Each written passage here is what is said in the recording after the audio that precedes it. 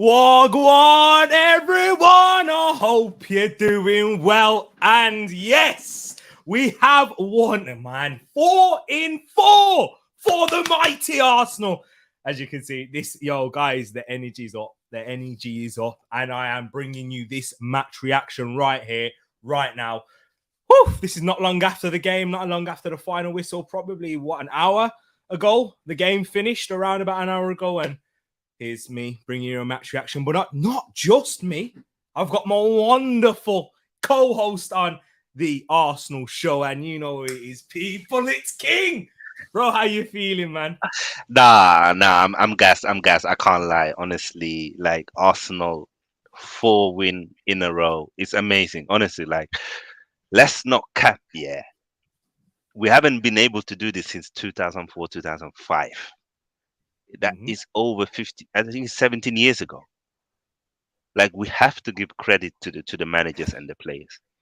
And do you know what impressed me most today was when Gabriel made that mistake and we conceded a goal, nobody dropped their head. They continued to play, they continued to have confidence, and obviously scored. Martin Odegaard, man of the match. I know it's early, but he was so amazing today. I can't lie, man. You know what? Before we talk about any individual players, I just want to hear your thoughts on how we bounced back. And the last time that we did that was against Wolverhampton Wanderers following a Gabriel Magalhaes mistake. But what do you feel like? I know this is a post-match reaction. This is very raw. We're going to be very emotional right now. So bear that in mind. But seeing us bounce back and people questioning our character going into this, King, into the game. We've seen it plenty of times, haven't we? Throughout, what about when Arsenal pick up a couple of injuries? How are you going to bounce back when the game's not going your way? When, you're not as sharp? People have always asked those questions. Arsenal fans within as well. I just want to hear your thoughts as well, and then I'll go in on mine and then we'll go into talking about each player. And yeah, man, but overall, how you feeling about us bouncing back? For me, honestly, like I said this a few weeks ago that I want to see how the manager reacts when we go down. I want to see what kind of changes he does, because if there's one thing that he struggled with is to change the tactics of the game when we are down, and he managed to do that today. Eddie Nketiah came in, he changed the vibe of the game. He was very influential. Like the players, like as soon as they scored here, you could see the urgency, the hunger, and they weren't afraid to go forward. They weren't afraid to press Fulham. They weren't even nervous. And for me, that's a big difference to what we've seen before. And it's just nice to see, the whole fan base, everybody was behind the team. And it was like they believed that they could win. And if you believe that you can win, that's a big difference to maybe before, where if we concede, players start, complaining, players start dropping their heads. And it's just nice to see that we can see an improvement on the mentality from the players and from the manager. And that's something we can take into the season. And it's going to be so important because it's impossible to play well every game. It's impossible to win with big margins every game. But the games that are tough, like this was a derby, let's not forget that. And newly promoted teams at the beginning of the season, they are so excited to be in the Prem. So it's very hard to play against them. But to be able to have that mentality and believe, that's going to take us very long, I think so. Exactly. Big up everyone in the chat right now. We've got Matt G in the place saying, let's do this, T. Big up, sis. On your way back home, was watching the game together. Me, Jacob, mainly me, Jacob, and Ed watching it together. But yeah, it was a great result in the end. Big up yourself, sis. Hope you have a safe journey home. Big up, Brush in the place. Bar Gav, he says, just give us your thoughts. No one cares. No introduction needed here. So I'll run through the comments quickly. I will do indeed. Big up yourself, Brush, and from a opposition, someone who's not involved in Arsenal at the moment. So he says, great character to come back. Jamie Gozo, Mitrovic took Gabriel's hairline back. But he won it straight back at the end. You know what? He had the last laugh. Big up Yeah. yourself, though, Brush. Luca letting you guys know about it, what he thinks on this performance. Fulham had one job. Hey, One Uncle damn Real job, is in says the building. Reece. Big up yourself, my bro. Big up Kane in here as well. Niall, sorry. That's Kane. I just saw the last name. Big up Moss. Both too good for Moss and Bobby, but here they are. Lol. But we're watching the game, man. That's what we're doing, Moss. We had things to do, you know what I mean? Big up yourself. Matt says, great comeback. I told Bobby, don't worry, Odegaard will unlock Fulham. 100% record. Harry Mitrovic, we didn't allow to beat us. Mitrovic on Moss's bench. And hopefully I can say this all year, but for now, we are top of the league. Yes, exactly. And just to add on what King was saying in terms of the mentality shown, this is what we want from Arsenal. Fulham were difficult today. I thought they defended well, a lot of last-ditch tackles, but mainly we wasn't on our game. We wasn't perfect. And when we saw us last season, even when we was on our game, when we was playing well, we was going on those winning runs, those unbeaten runs, like we did when we was winning loads of games 1-0 at the beginning, after our bad start in those games where Emil Smith-Rowe was scoring. We was playing better. We was picking up results there. And in that February to March period, when we had our players back, we looked good then. But when the levels dropped, it seemed like, right, we can't score. We're never going to score if we're not right on it.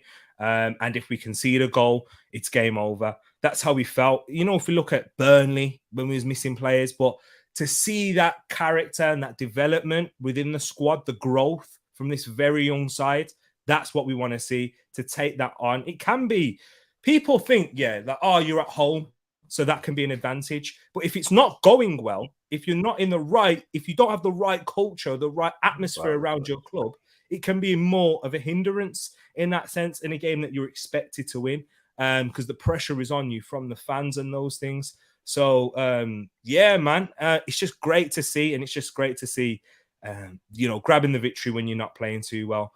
Do you know what? Talking about a little bit more of the individual players in that game, we'll go on the positives, and then we'll talk about some areas that that we can improve on. King, name me your players that you was very impressed with, and I'll see if I agree, and those in the chat if you agree with them as well today. For me, Odegaard. I don't even know what to say about this kid. Listen, he was man of the match from the start of the game to the finish of the game. Yeah.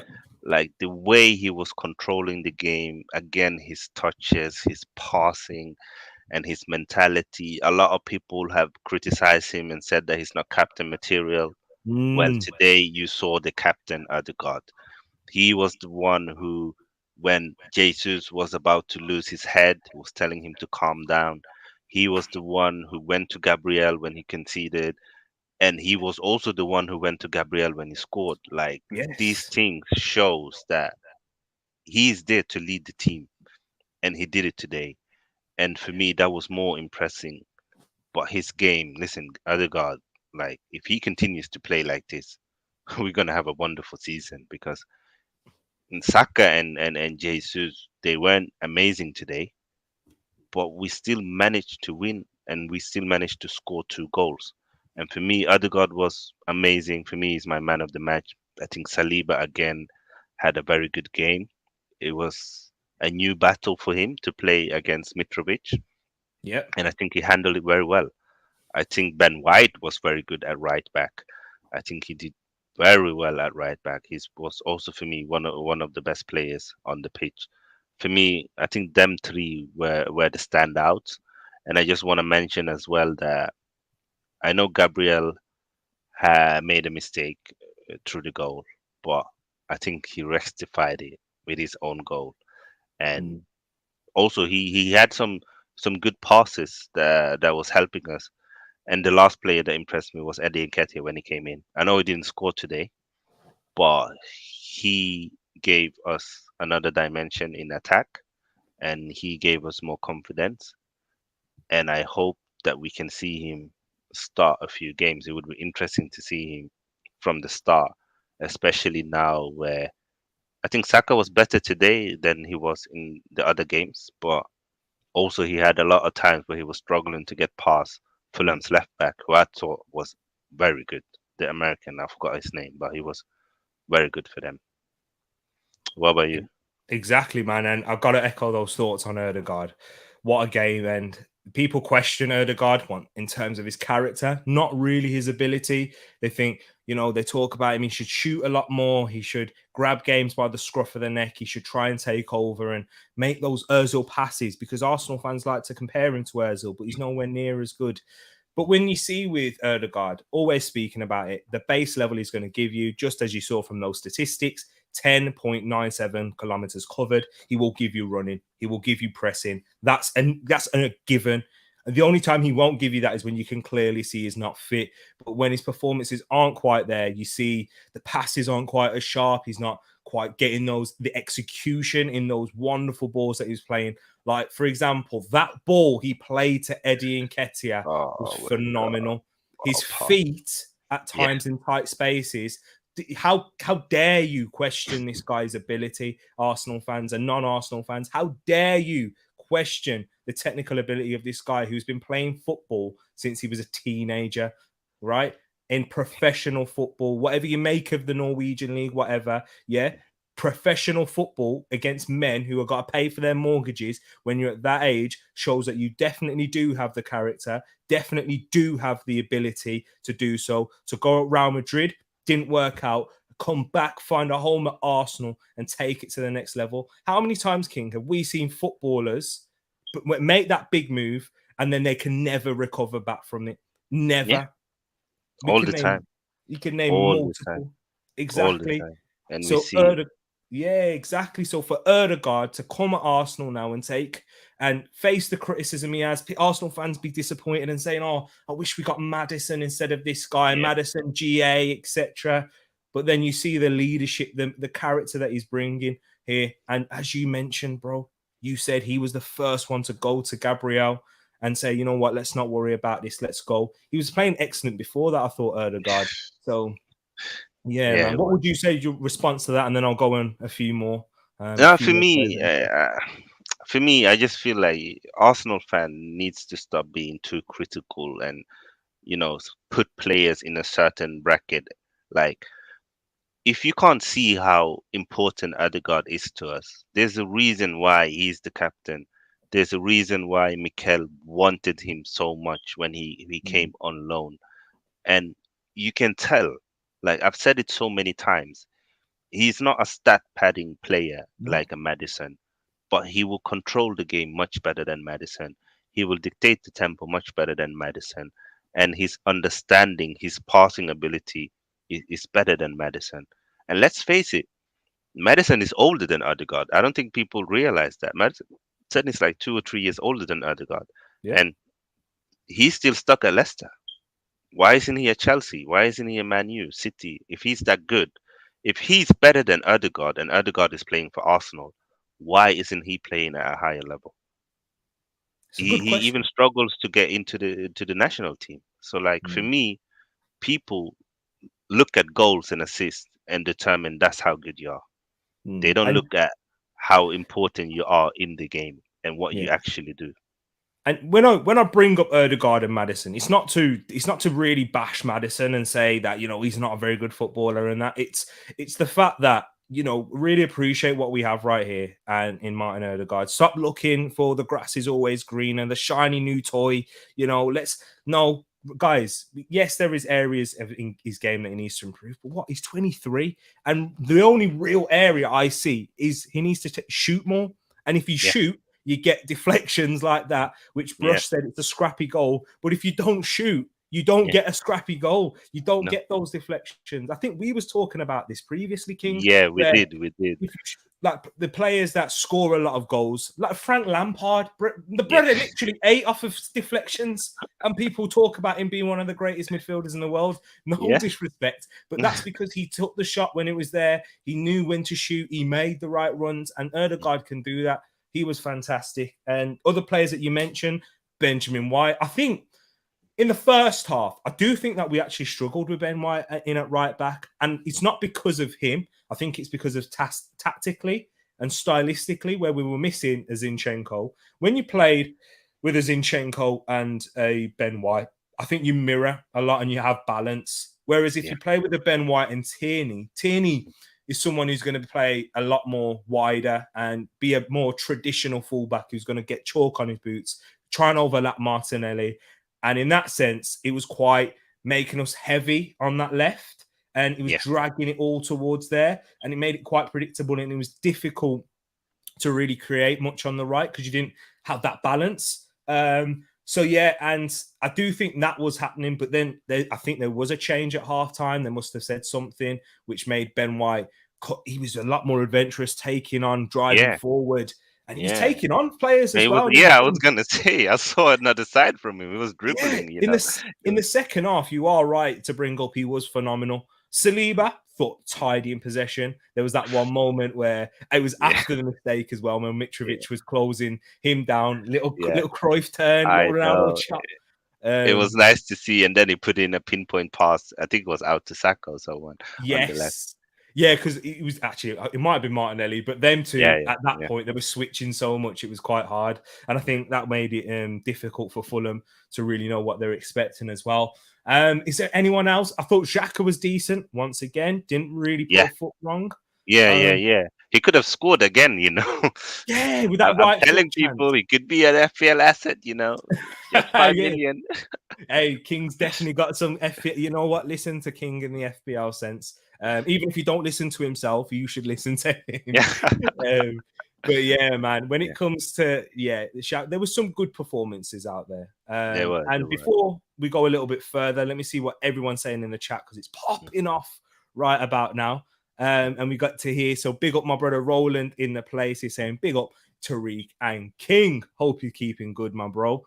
Bargav says I'm still waiting on Vieira. We'll get into that when we talk about the substitutions, and there were some things that I was calling for during the game. We got plenty of time, don't you? Well, I have. I don't know if King does, but yeah. No worries. But yeah, man, we'll definitely get into it. And I'd like to hear King's thoughts as well on these things. A Swede gunner admitted Odegaard the best. That is saying something. Haaland and Odegaard dominate like I told you all. Yeah, man, Norwegians were killing it today. And as Matt G says, Odegaard was quality. 5 to 10 incredible performances. He has 2 in the bank. There we go. Yeah, it's true. Bargab, that's what we need. And that's what really you need to have, those man of the match performances if you are going to be regarded as a top midfielder in the league. So yeah, if you're going on ranges, I do think we need about 5 to 10 incredible performances throughout a season in the Premier League. What would you say to that quick response to Bargav? Yeah, I think we will see that. As I said, I think last match reaction. Yeah. Obviously, Arteta's told Odegaard to shoot more, to be more in the final box. You can see there was a chance in the first half where he had the opportunity to pass Saka, but he went for a shot instead. And you just love to see it. You know, his confidence as well as a player has risen, and you can see some of the tight spaces, and he was just doing, you know, some incredible technical dribbling, and bam, he was free again. And it was a beauty to watch Odegaard today, honestly. He was definitely so 100%. And yeah, and just to add on that point, because I think it's a good one in terms of his confidence, responsibility can sometimes be a hindrance for players. When you give the captain's armband, sometimes they may shrink. We're not seeing that from Odegaard. And people thought that was going to happen with the first game against Crystal Palace. Oh, this is meant to be a captain's performance. But people, man, they're not every player is going to be at their best in terms. Look at Manchester City. King brought this up from time ago. They can't defend at the moment. They can't defend for Toffee. But they still manage to grab the results, whether it's a draw like last week or a win. You get 4 points out of those games where it looks like you might get 0. So that's what the top teams do. And that's what certain other clubs need to do a little bit more in those difficult games. So yeah, man. And just carrying on, last season, if we go 1-0 down, I don't think we come back. This team is different. Exactly, Matt. There was only one game against Wolves last season where we went a goal down. We've already got one game this season. There's going to be more, isn't there, King, in terms of games where we're going to go down. It's not going to be going our way, away from home. That's going to be another test of this Arsenal side. How do you respond in those different environments, of course? 100%. I mean, we've seen in the Premier League, it's a tough league this season. There's Hmm. a lot of quality players in. It's I think besides Bournemouth, I feel like every team has at least one or two high quality player. Definitely, exactly that. It's true, and the Premier League does get disrespect. You know, as fans, we look at these things and we say, yeah, it's a formality, a lot of the time. But it's all about percentages. If you're not quite on it in the Premier League, you can lose and you can drop it, and you can get beaten by anyone. Even Norwich, yeah. Yeah, Norwich last season, didn't they lose like 7-0 to Chelsea yeah. at one point? But then they made Man United struggle and work for their points. And it wasn't, and Chelsea weren't exactly clicking for a lot of last season. You look at Even Bournemouth, us, I think, yeah, didn't we win just from a 1-0 that's when we true. played against them? And the first, yeah, that was our first win of the season against Norwich. And then you look at Bournemouth today, Liverpool, they were on it and they were sharp and they grabbed those goals early, and Bournemouth couldn't respond. And then it's a 9-0. We all look at that and laugh, but that's it. There's so many. I know it seems crazy, but there is fine margins in this league, and it's from both sides. If you're not quite on it, you can get smashed. If you are on it, you can take it away. So yeah, and that's it. It's about character. That's the difference, how you respond in those situations. Let's see further in the chat. We've got Dylan in here as well. Big up my brother from down under, says massive win. And Moss says Odegaard is magic. How people not believe me. He's very good indeed. Big up my brother M. Come on, you Gunners. Hanif saying, yes, bros. I bet you were stressing in the second half. Was you stressing, King? No, I put a comment in the TGT Discord, Yeah. and I said that we're gonna win the second half because I felt like Fulham was stretching for their life in the first half. It was this Last last this tackle. ditches, tackles, blocks that were saving them, and that's the difference. I feel like from before that we will have a tempo and then we will go down, and then it will look like we don't have any answer. But now I feel like we keep on going, keep on going, keep on going, keep on going, and at the end of the day, you know, you need luck sometimes. Good teams need luck. No matter how good you are, sometimes you need luck, and Spot we've on. seen it. So for me, Definitely. yeah, I wasn't stressing, but obviously when they scored, I was like, okay, now we need a goal now soon because if they start to get momentum and believe in it, it's gonna be hard. But we fair play to the boys. They didn't give up. They kept on attacking. The manager made some tactical changes to the formation, and it worked out. Worked out indeed. And Moss playing David still younger than Eddie too. We'll talk about, I definitely want to speak about Eddie. That's the one massive thing we want to get to. But let's get through these because we'll spend a long time doing that. Big up yourself, T Dog. Big up Kendall in here as well. Arteta was told to shoot more, I bet. Yeah, he was. He was indeed. And Matt G adding also saying Benjamin White has had a fantastic start to the season, playing at right back. He starts over a fit Tommy, if you ask me. Woo! I definitely agree with the first part of that. I think it's difficult to drop time and drop Benjamin White at the moment. Um, Even though I think Tomiyasu he's better than him at that right back position for sure. I would start Tommy if it was a Champions League final tomorrow. I would still go for Tommy. But with the other factors, with Ben White, and probably seeing a bit more of this through the all or nothing, through his mentality, through how hard he works, through everything that he gives us in terms of a team standpoint, it's difficult to take him out of the side. It's one of those ones where I liken this to an Alex Ferguson. When you saw Alex Ferguson play certain players, and you think, yeah, but he had certain players that were technically better in those positions, but what they offer to the team is a little bit more than that. And it has a little bit more to do with the intangibles that we as fans don't really recognize until they're not in the side. What would you say? Would you agree with me on that little statement about Ben White there? Yeah, but I think I'm also falling more to Matt G in the sense of Hmm. as long as Ben White doesn't drop a stinker, I see no reason why he should be benched unless Yeah, it's for a tactical reason. Obviously, let's say if we are to play Tottenham, I yeah. prefer Tomiyasu to play because of the Uh, style of Son. But when we are playing, especially when we're playing at home against your Fulhams or Aston Villa next week, yeah. I wouldn't mind. I mean, it's gonna be interesting to see if Tomiyasu plays against Villa or Man United. But I think I wouldn't be surprised if he starts in one of those games. Which one would you start him against? I would. Oh, it's a good question. In fact, I would start him for the game against Aston Villa, and then bring Tomiyasu back against Manchester United.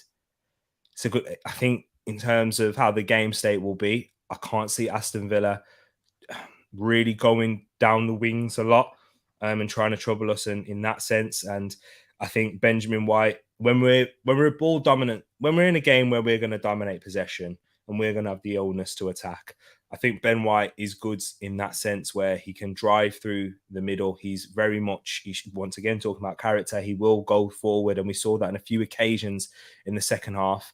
And I think he would be able to defend them well enough on that left side against Aston Villa. But then when it comes to Manchester United away, being away from home and Manchester United really attacking down the wide areas a lot and being fluid in their interchangeability, I would go for Tomiyasu and his passing as well under pressure with both feet. I think we saw it in the first half. It was one of the first moments of the game where Benjamin White played the ball, tried to find it was an aimless pass on his left foot.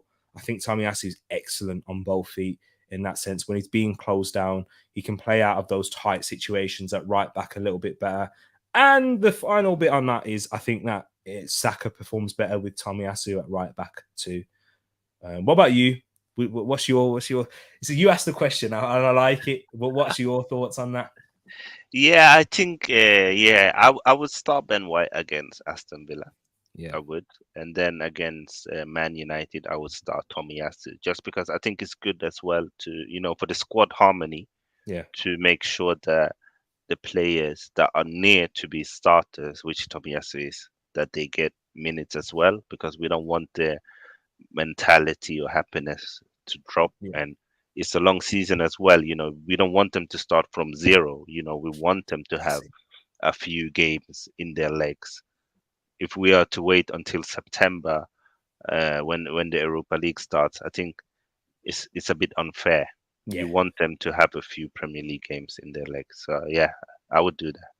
And you saw today, like you can pick up those innocuous injuries to a Zinchenko, to a Partey. That could happen Yeah, to a Ben White, and you don't want him starting from zero, like you said, right there. Partey done, get a midfielder ready. With Partey and Zinchenko, it was injuries. It was a tight right thigh for Thomas Partey, which caused him to miss yesterday's training session. And Zinchenko was more of a precaution. Um, are you whereas worried about Thomas Partey not injury this am, record? am I worried? Not really, because this is things that I know already. Yeah. That we know he's going to pick up these slight injuries. But with Partey, I think the difference is what you're seeing today. Mm. Partey would have played those games, I think, with an injury last season and the season before that, which then causes him to get worse. It's like when you look at the performance that he played in the Crystal Palace game where he picked up that injury, he clearly wasn't right. He was awful in that Yeah. game initially to begin with, and then got the injury in that one. Whereas now, I think you can miss Partey for a game or two. If it's only that, if it's for a stretch of time, if you're playing out in a long period, I think then it can cause us troubles to our performance and confidence in progressing through midfield. But I think today against Fulham, we'll see. If uh, I understand your worry because of what we've seen previously, but I do right now today think that he's not risked him, even in the squad, because he's noticed that the team is playing well and the confidence is up, and we have a much more balanced side now. What about you? Do you hear what I'm saying in that, or are you feeling a little bit more worried that this could be once again a repeat of history? What kind of worries me is that Partey is very near to getting 30 years old, Yeah, and he's starting to pick up, small niggles, more small. It's never like very serious injuries, but he seems to pick up a lot of muscle injuries lately. Muscular. That's a good point. And usually, when you do that, it's very hard to for it to stop totally. Obviously, you can find prevention and like not overplay the player, as you've mentioned. But then, like I said it during preseason, that I don't think Samuel Lokonga will play DM Mm. this season, and we saw it today. He didn't start, and he didn't come in to replace El Neni.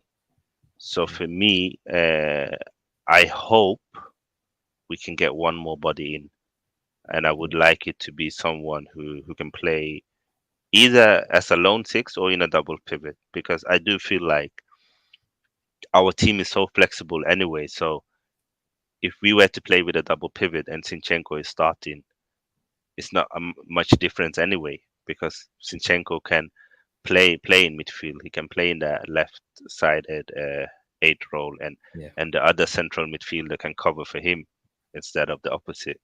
So I think if we can do that, I'm all right. If we don't, it is a bit of a worry, because then if something happens to Partey, or if he loses form or gets injured, Mm. and you need to rely on El Neni for 10 games, for example, it's just that because I feel like we've taken that next step now where Yeah. I think we can have a very good season here. I'm not saying that we're winning the league or we even challenging Man City, but I've said it for time. I think we're going to have a very good season. So Mm. I wouldn't want it to get destroyed because of we neglected to get a central midfielder. In the market. Totally understand.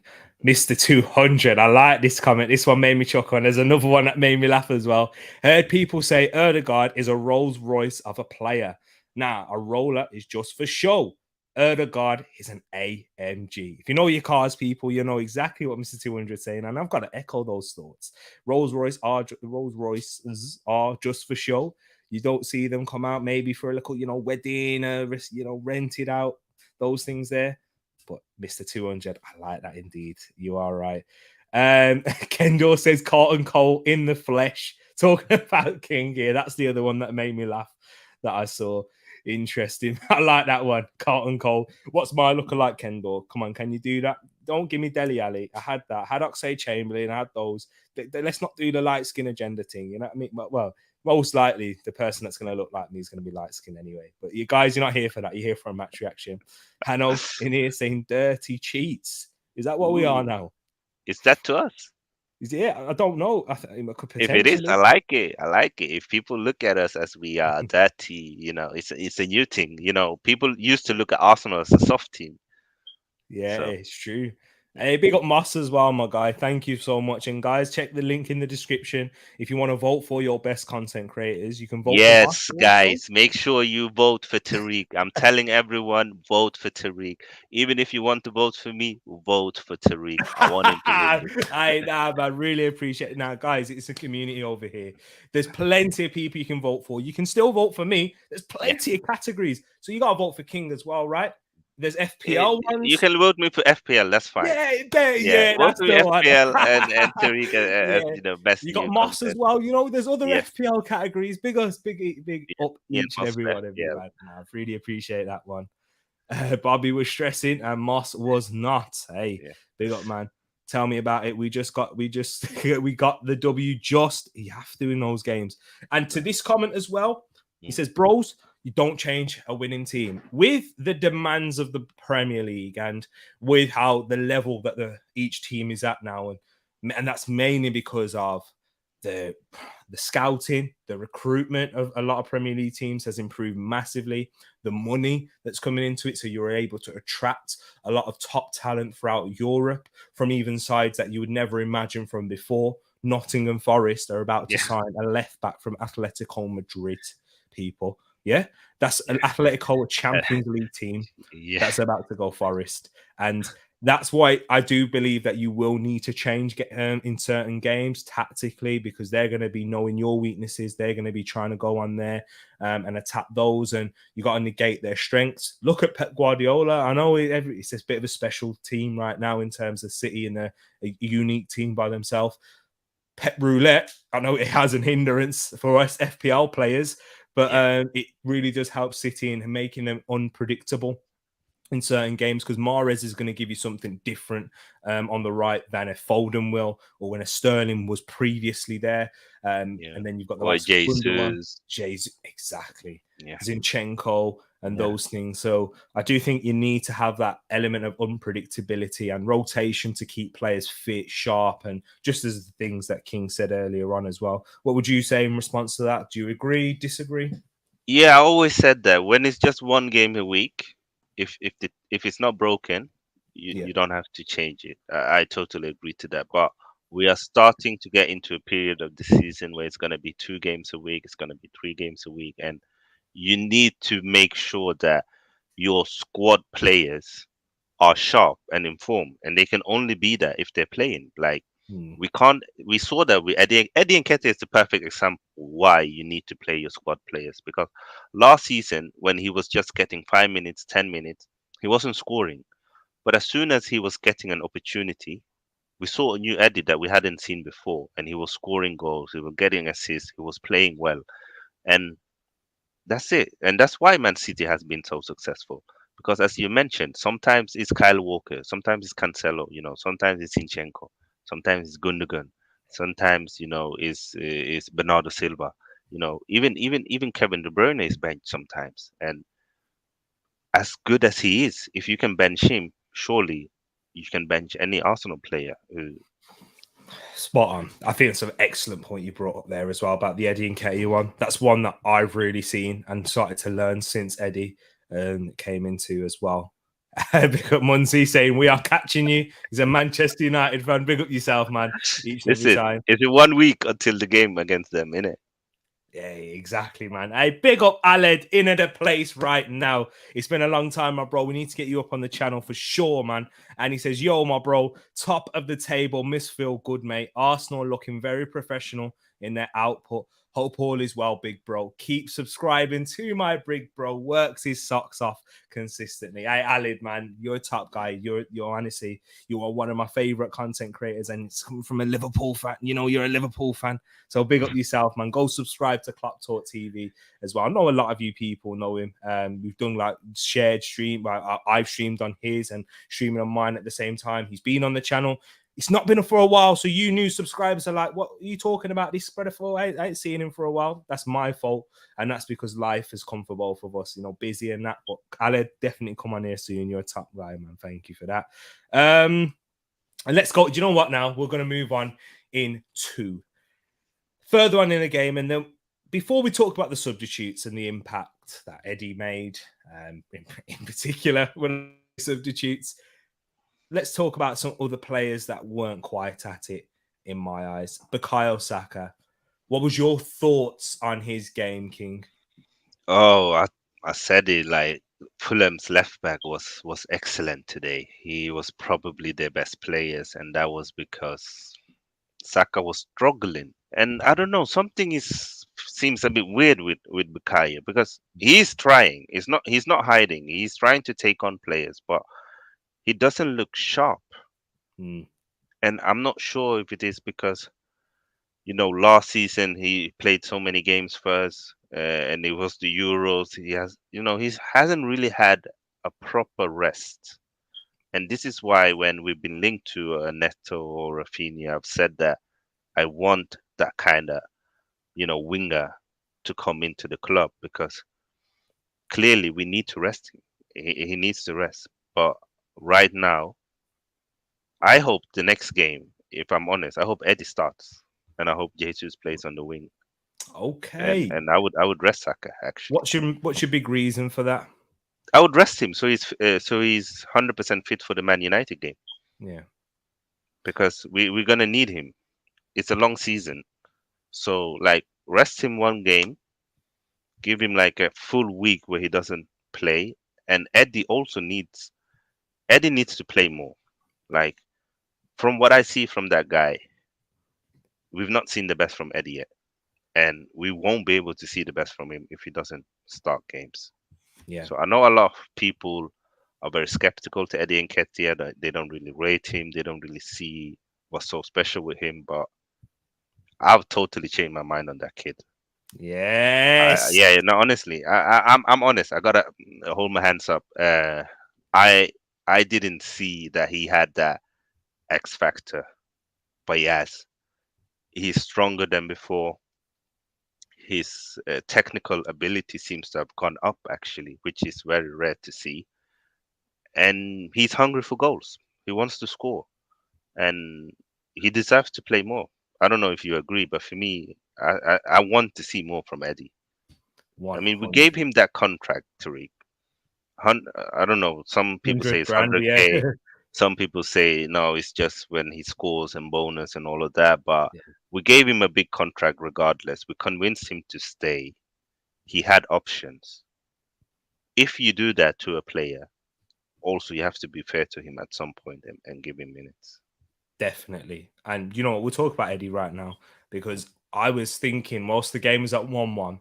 If this ended this way, the first thought was I actually feel sorry for Eddie Nketiah because he will get the criticism for the missed chances and for the opportunities that he didn't quite take, where his touch wasn't quite as sharp or just right there, just missing those little bit to his edge. But the reason I felt sorry is because he was fantastic and he gave us so much more impetus going forward, helping linking up play with Jesus, who had to drop deep a little bit more with Thomas Partey missing in the middle and not having the same ball progression from Zinchenko. He was isolated at times and then getting caught drifting wide a lot. But when he came on, Eddie was phenomenal, making runs, the little touches round the corner, taking it past players. We saw that moment where I think when King was talking about his technical ability, I can read King's mind because me and King are the same in this sense. When he had that ball and he knocked it round the player, ran round the Yeah, other side. I've yeah, never seen that from Eddie before no, myself, and I'm someone who highly rates him. He's yeah, adding so much more to his game outside of the box. And we know in the box, oh, there's only yeah, one player I want. More than Jesus. yeah, Jesus, you're standing to the side when it comes to Eddie Nketiah in his movement because yeah, he is a goal scorer that you cannot teach with players. How many times have we seen footballers that are like, he's been shocking all game, but he's gone and grabbed a goal yeah, because there's the other element in terms of their movement. We saw Steve Round say it to Lacazette in All yeah, or Nothing. You need to yeah, make multiple movements in the box. It's yeah, things where it's like, oh yeah, he's so jammy because he gets that goal being in that right position. No, it's because you're moving so much into space. There's always a chance of it falling to you there, and that's what Eddie gives. So I agree. I like that point. Seeing it, I want to see him more. It's difficult because with the front three that we had today in Saka, Jesus, Martinelli, when yeah, they're all at it, they're all at a ridiculously high level, playing for their international teams. Their international teams are competing for the biggest trophies in the international game: Euros, Copa America, World yeah, Cups, etc. So it's a shame at the moment, but it's nice having this bit of strength in depth, and it's coming within. It's coming yeah. from places we didn't expect. Anything else to touch on, Eddie and Katia? I mean, for me, as I said, I would start him against Aston Villa. I think Yeah, he deserves to play. And I think it's also good to show someone like Saka, like if you've dropped in form, this is Arsenal Football Club. Now yeah, you need to step up. You're not just gonna play because you are the star boy and because you've been amazing. You have to you have to show that you deserve to play. And we saw that last year with Smith Rowe and Martinelli. And I think Jesus can play on the wing. He's shown for Man City he can play on the right. I mean, even today, a lot of the time he was out on the wing as well. mm, So why not? And then Saka can come in. Imagine second half. You got Saka on the bench. You got Fabio Vieira on the bench. You got Smith Rowe on the bench. That's a good bench to have. mm. Yeah. I totally hear what you're saying. And just to talk on Saka now, Mm. because in terms of his performance, I was seeing Dylan. If you're still in here, man, I'd love to hear your thoughts in the chat because I saw on Twitter he tweeted it actually that he thought Saka's performance was lazy. I disagree, man. I don't. Mm. I don't think it was a lazy performance. I just No. think there's areas in Saka's game, for example, that right foot. That right foot, he doesn't take it as much on the right. I don't even expect him to improve his right foot. I just want you to go on that option to make the defender make it a little bit more unpredictable. He gave Anthony Robinson an easy time in my eyes because you Yeah. know where he's going to go. If you go on that right foot and even just put in a half decent ball and just attack down there, you're going to make it a little bit harder for the defender to guess where you're going to go, and you're going to unbalance their body shape. He's talking a lot in boxing. This is another boxing and fighting terminology. If you can show that you can have a variety of shots, you're not just going to keep going for the head shot. You're going to go for the body shot. You're unbalancing your opponent in that sense. And that's the same in football. If you're a winger, playing in the fullback position, my player, I knew he was going to always go on the outside, no matter if he's quicker than me, whatever, more skillful, and he's going to have the better of me. If I know what he's going to do, you ain't getting past me, because I'm going to position you in a way. But if you give me that, which I think he was giving to Robinson, if you know that's going to happen, if you make it, well, okay, so he's going to go out on the outside this time if he's left-footed. It makes you second guess in terms of challenges and where you're going to go. So I did think he made that simple. But in the opportunities where he made very good runs off the ball, that's another thing of Saka's game, which is underrated. There was even at times where Odegaard couldn't find him because Odegaard had a loose first touch. He was getting inside the fullback, making those runs, which is why he scored 13 goals last season, even though the big area that he needs to improve is that finishing in front of goal. We saw with that Leno opportunity. Bearing in mind, let me give credit to Leno in that moment. He was good. He was phenomenal in the game, I thought. And you get that with former players returning to their own stomping ground. But in that specific moment, at times as football fans, we don't credit goalkeepers enough for making saves when the striker should score. We always look at the attacker and say, nah, it's the attacker, he's got to score that. But I thought Leno's positioning was excellent in that moment. Although Saka he can still score because he can set it outside of the post, but he didn't. He was always inside the goal in terms of the shot, and he didn't get around the goalkeeper. He's got to be a bit more clinical in those senses. And there was a few times where he was getting dispossessed and giving it away, where Ben White picked up his yellow card. I think you are right. And if you drop Saka and you move Jesus out onto the right wing, then I'm not. I think you're right in principle, but I don't know how. But I'm worried and how that will affect the balance of the team again. Do you know what I'm coming from in terms of that? I know what you're coming from, but I feel like Eddie's improving his hold-up play and his link-up play. I just wanna, because the thing is, because of the way we play, Ben White maybe we need to play Cedric if we're gonna play Jesus. I hear that. So that Cedric can overlap and Jesus can come in more central, a bit like Martinelli likes to come in central a lot and almost play like a second striker sometimes in the game. And I feel like one thing that's a bit worrying for me with Bukayo is that you can almost see now what he's going to do. Like when he wants to go for a shot, he's no longer hiding it. It's almost like he's so desperate to score that he will take that extra 1 second and open his body up for a very long time so that the defender can just take out his leg or block it. Or if he wants to go on the left, you can see that. And it's a bit strange because I've seen him do fantastic passes with his right foot to Aubameyang in the past. So I don't know why he doesn't use his right foot more. Maybe, I don't know. I've said it before. Maybe he's also mentally tired because confidence thing. maybe he just need a bit of a rest and see that the team can go on without him. That all the pressure that maybe is on his shoulder right now, being the star boy, being the number 7, wanting a new big contract, maybe he just needs a rest, or maybe he needs motivation to feel the pressure of, you know what, someone can take my place. I need to be more unpredictable on the pitch. 100%, bro, because you've seen that with players in other positions, such as Tierney when Tavares came in. I know it didn't work out in the end, but Tavares pushed Tierney's game, and we saw a better Tierney in that sense. Benjamin White, I feel like we're seeing a better Benjamin White with Saliba coming in and having Tomiyasu in competition in those areas. Eddie Nketiah, once again, looking better. Jesus, and there is added competition throughout those places, but the one area that we don't really have competition is in right wing position, which we're trying to address with Neto, and it's screaming out. I do think you're right. I think a mentality factor is the biggest part, when more than technical. I think that's a good thing. You need to be challenged. You need to have that mental refreshness, where if you're not going to play well, and this player's on the level, you're going to get dropped to the bench. It's that freshness that you see from young players when they make the first team for the first time. It's like, I've got to do something to stay here. He's here now. Yeah. And he knows he's going to stay here. He's the star boy at Arsenal. We're trying to give him a new contract, but we need competition. And the more I'm seeing it, the more I'm thinking that it's to raise Saka's level as well as the team.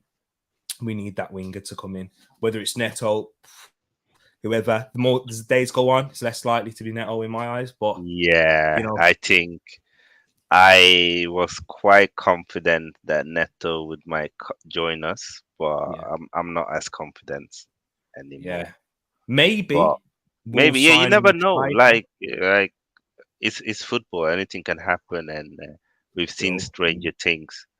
But I don't know how much money Arsenal are willing to spend right now in the squad. It's true, bro. It is true. And we'll go. You know what? We've spoken about Ramsdale. I think Ramsdale had a good game.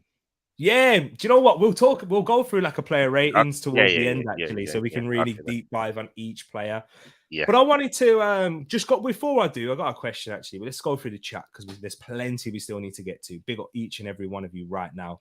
Kendall saying, in terms of the transfer window, got to get one more forward for Arsenal, just in case Jesus gets injured or burns out after playing too much. I hear that, Kendall. But I think right now, in terms of where we are, not in the Champions League, where we're not going to need to play Jesus for those Europa League games, the risk of burnout is a lot less, whereas Eddie Nketiah is going to get a lot more opportunities. But if we was in the Champions League, I think then, you've got a good point there, because, you'd have to have someone to compete with Jesus, because he'd be playing Premier League, Champions League, Premier League, Champions League, possibly later rounds of the Carabao Cup, FA Cups. So it's a lot of games. But for now, I think it will be all right.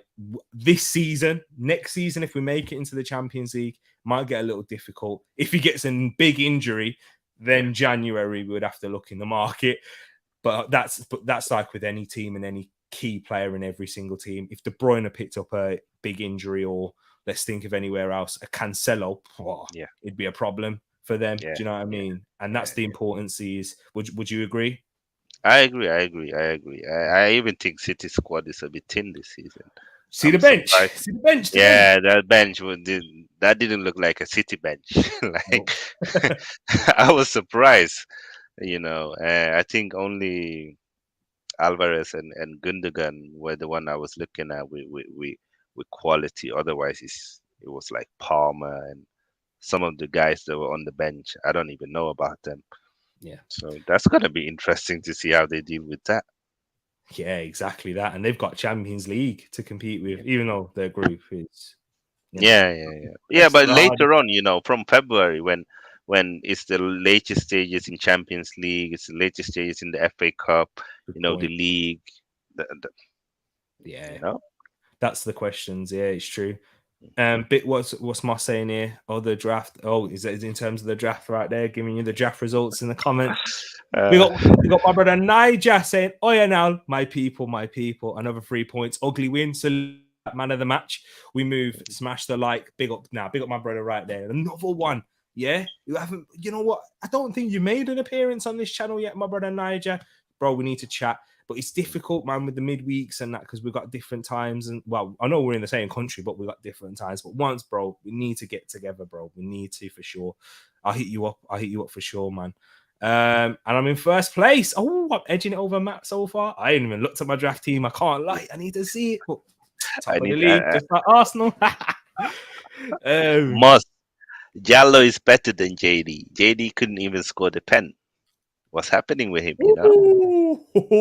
Sending shots for JD right there. After me saying Fulham weak on the left. Yeah, I know. It's always curse to the commentator. Cabano, he had that opportunity. Do you remember that in the part of the game? I know. His leg ran out. You could tell he's not an attacking full. Literally had Andres Pereira. You could have squared it to who had the easiest. Yeah, you could tell he was confused. He didn't know what to do. Yeah, he's on his left foot. He ain't a left-footed player. You could tell by that. But yeah, Nigel's also saying Saka is off. I'm not mad at him because he has played a lot of football. We need to sign a winger so we can, literally, basically what we were saying, bro. So yeah, man, definitely agree. So we can get rest Saka, for a few games. You take Saha. I mean, you got to really, innit? Yeah, I think Zaha's cold. Zaha's one of the most disrespected footballers in the league. 100%. Better than Grealish. I've said it. He's better. Yeah. I hear that. And the thing what people don't understand is that Zaha can play striker now as well. He's done it a lot last season. And even this season as well against Liverpool as a striker. Yeah. Definitely, man. Odegaard. You see, this is an interesting one because when I moved about this earlier, Mas, in the group chat. Odegaard, Zinchenko, and Xhaka midfield. I don't think I've ever seen 3 left-footed midfielders before. Oh, yeah, you're right. I didn't even think about that point. That would be something special in itself. Yeah, I don't know, man. I don't know if it would work. It's just because I've never seen it. It might work. It might pay off. But 3 left-footed midfielders, and then you got a left back who's left-footed, a left centre back, a winger is left-footed. I don't think I've ever seen more left-footed players in the team than right. We have so many left-footers now. It's true, man. Yeah, it helps put a lot. Even Vieira is left-footed, right? Good point, man. Yeah, I forgot about that. Yeah, Vieira being left-footed, and you see, and Niger chatting about a guy name right here, saying to be fair to him, Eddie coming on, and his movement changed the game for us. He got into good pockets and stretched the defense. He just needs to be more clinical. I think the terms of the clinical factor is coming off the back of it's coming off the back of game time. Yeah, not being sharp and having that, playing a lot in those games. I think Jesus had an opportunity which he should have scored too. You know what I mean? Like Jesus should have scored today, and he should have scored against Bournemouth as well. This is why it's so important that Odegaard has stepped up and that Martinelli has stepped up. Like, we're not too reliant on Jesus or Saka having to score. There you go, right there. It's true, man. Strikers are going to miss chances. The main thing is getting those chances, and which he did. But Mike, this is what I want to ask to all Arsenal fans now. If Gabriel doesn't grab that goal, are you still going to think of Eddie in that way? Because I do honestly think the majority of the fans, not saying you, Nigel, or anyone else, but I think a lot of people would think differently on Eddie if we didn't win that game. Although I would still say, I thought he played well. Oh, Tereak, he missed those chances. Do you know what I'm saying? Which cost us getting the 3 points. That's not, football's not as simple as that in that sense. The fact that he made an impact coming from the bench, that kind of says, you know what? I think you need to start in the next game. But then, who for? Potentially Saka. King said it right here. If you see Saka off, if you see Jesus, Eddie, Martinelli up top, or if it's Emil Smith Rowe, whatever reason, if you just see Eddie starting over Saka, King said it first. I think Arteta listens to the channel. That's what it is. He does it. He listens to it on the way home. I heard. Yeah, me too. I heard that as well. Right? Like when we were saying that Odegaard needs to shoot more. Clearly, he listened to the show. I told him, you know what? I was listening to Tereak and King, and you need to shoot more. Exactly, man. Look at this, the 200 here. I'd start Neto on Wednesday. I don't think Ed's going to be too happy. Let's hope he's not here. He's in the chat, actually. Said Ed's been right about Xhaka the whole time. I haven't gone that far down yet. I dread to look now, so I'll get there eventually. Took one touch says, I hear you, Tereak, but Saka does have it in his game to go on the right. He has been doing it the last 2 seasons. This season, he has been making poor decisions. Maybe mentally he's drained. I do think you're right as well, Niger. It's what King mentioned as well, that he does have the ability to go on the right, but maybe it's mentally. He's not confident. I do agree with you. I think you are right. And I think I think I'm wrong initially in saying that he can't, but maybe he can, because we have seen crosses with his right foot that have been excellent and on the money to Aubameyang, as King said. So yeah, I think it's a good point you've made right there.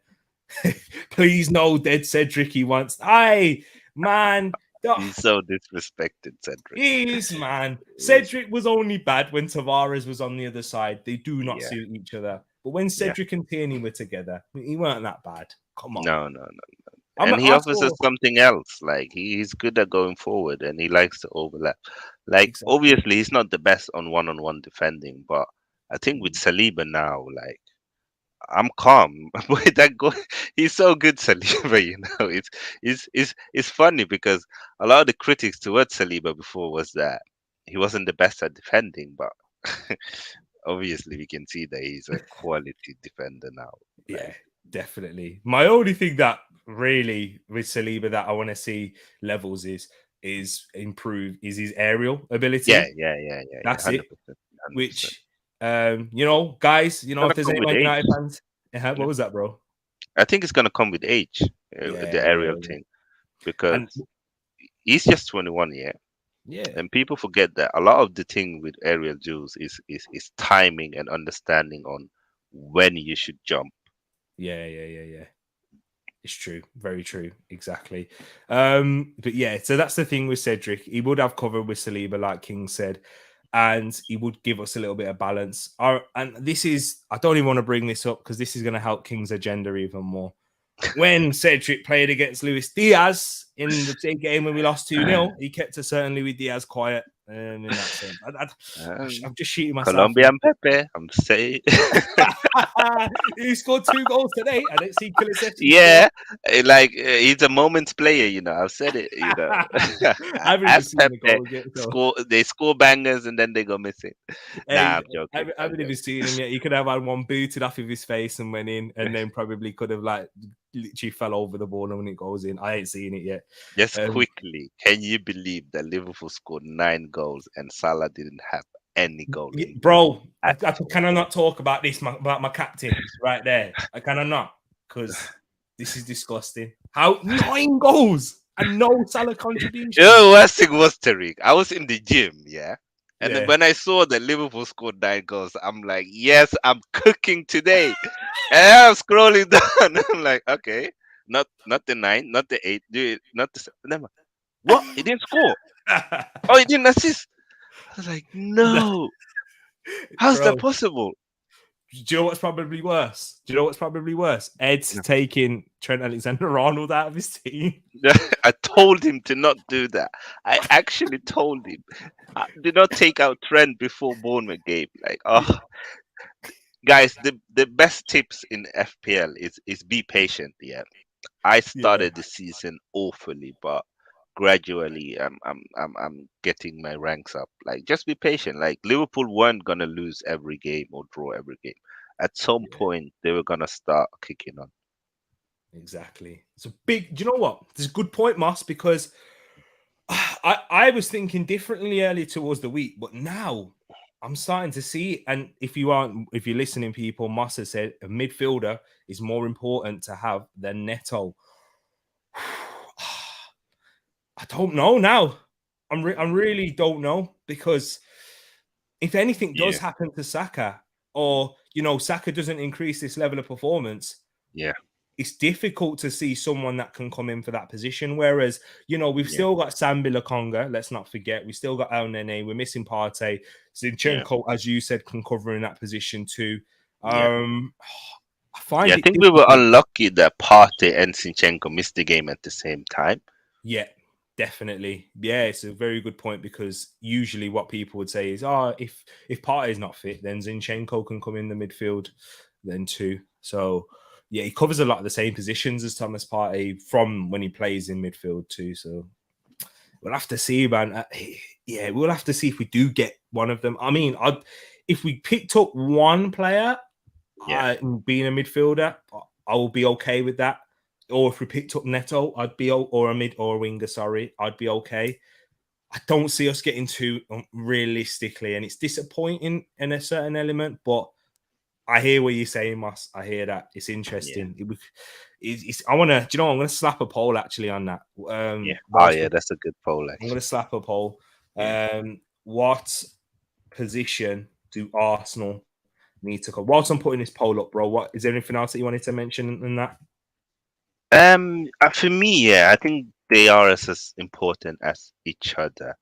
So for me, like as you said, if we at least can address one of them, that would be great. Because I said it, when the stream started, I want to see a winger. I really do, but I also want to see someone who can play in DM. And if we get one of them in, then at least you can compromise a bit better. Uh, but if we don't get any of them in, I would be worried. I Yeah, would be. yeah, it would be a worry if we didn't, because we would be leaving ourselves short in other areas. So, which position is more important to address before the end of the transfer window? Guys, get ready to vote right now. We'll keep this vote running up until the end of the show, and yeah, it's going to be an interesting one. What you would go for, and also in the comments, let us know like what in terms of what midfielder is it? A number 8? Is it a defensive midfielder? I know a lot of people think a defensive midfielder because of Partey's injuries, but then once again, if you sign a defensive midfielder, you know he's not going to play unless Partey's injured, because Partey, it's like we've spoken about rotation, haven't we, King? In Yeah, terms of rotating, but in certain positions, I don't think you can. I don't. yeah, I don't think. I think it's difficult to rotate in certain areas, and I think defensive midfield's one of them. yeah. We've seen it before. Like Rodri, will if he's fit, he starts. Uh, Yeah, we saw when Klopp benched Fabinho, it didn't help them. exactly. It's It's true. like, Even if that midfielder is not quite at the level, it's yeah, difficult to replace what they give you. yeah, because DMs are so important, and I don't think I've seen any team who has two DMs that are similar quality. No, It's very rare you see that. it's very hard to get one DM Yeah, of quality yeah, for any yeah, team, let yeah. alone two. So yeah, it's a good point, man. Ramsdale, couple nice saves and commanding. Yep, grabbing those crosses. I was mentioning this to Ed whilst we was watching the game. These are things that, as football fans, we don't really appreciate, because we all want to see goals on the attacking side and maybe last ditch tackles if you do like defending. But when crosses are being put into the box, seeing your goalkeeper run off his line, take all of that pressure. I thought Leno done that pretty good at points Yeah. as well It until was the goal. it was interesting, both of them had a good game, but I think the goal we scored is one of the weaknesses Of from Leno. Leno. We've seen that many times, unfortunately. But he had a Yeah, good game. Yeah. he did. Overall, he had a good game, but that's what let Leno down a lot of the time. But Ramsdale, when he had to make the saves, he needed to, and came out of his box, claimed it well. This is what a little shot at Manchester United, where David De Gea doesn't really help his teammates in that sense. And even against Southampton today, when they were whipping balls in, didn't quite claim as many as he should, and he stayed on his line. And yeah, that Seiko Mara bicycle kick. But we're not here to talk about United. Nah. King will have another show in the week to talk about that. So go check it out. You know where to find that, people. Yeah. But we'll let you know before we wrap up anyway. We still got to go through the player ratings. Tariq and Ed were undefeated. Exactly that. Today marks 1 year of Ronaldo's arrival. He's in regret. Marquinhos and Vieira are better than Neto. Is that I'm guessing? Is that That Niger thinks, I think he's saying. then Niger thinks okay. Yeah, Marquinhos. Yeah, It's, he's done it's really well hard in the to Premier League. say how Yeah, good Marquinhos is because we haven't seen him in a Premier League game yet. exactly. That Sure. doesn't mean that he is not quality. It doesn't mean that he can't become a winger that Yeah, competes, but it's hard right now to determine his quality. exactly. We just King, literally 2 players. You don't know. We don't know if he's going to be a Saka or Yeah, if he's going to be a Reece Nelson. yeah. We don't That's know it. yet. That's it. That's I'm it. not saying he's going to be either of them, Yeah, because I yeah. mean Saka's No, but it's really, it's really fair. I good. think it's fair to say because Reece had all the potential in the world to be as good or even better than Saka because Yeah, he was probably more highly rated when he came through. Definitely, he was. And Vieira, yeah, we'll see where he plays him. In fact, it's going to be interesting.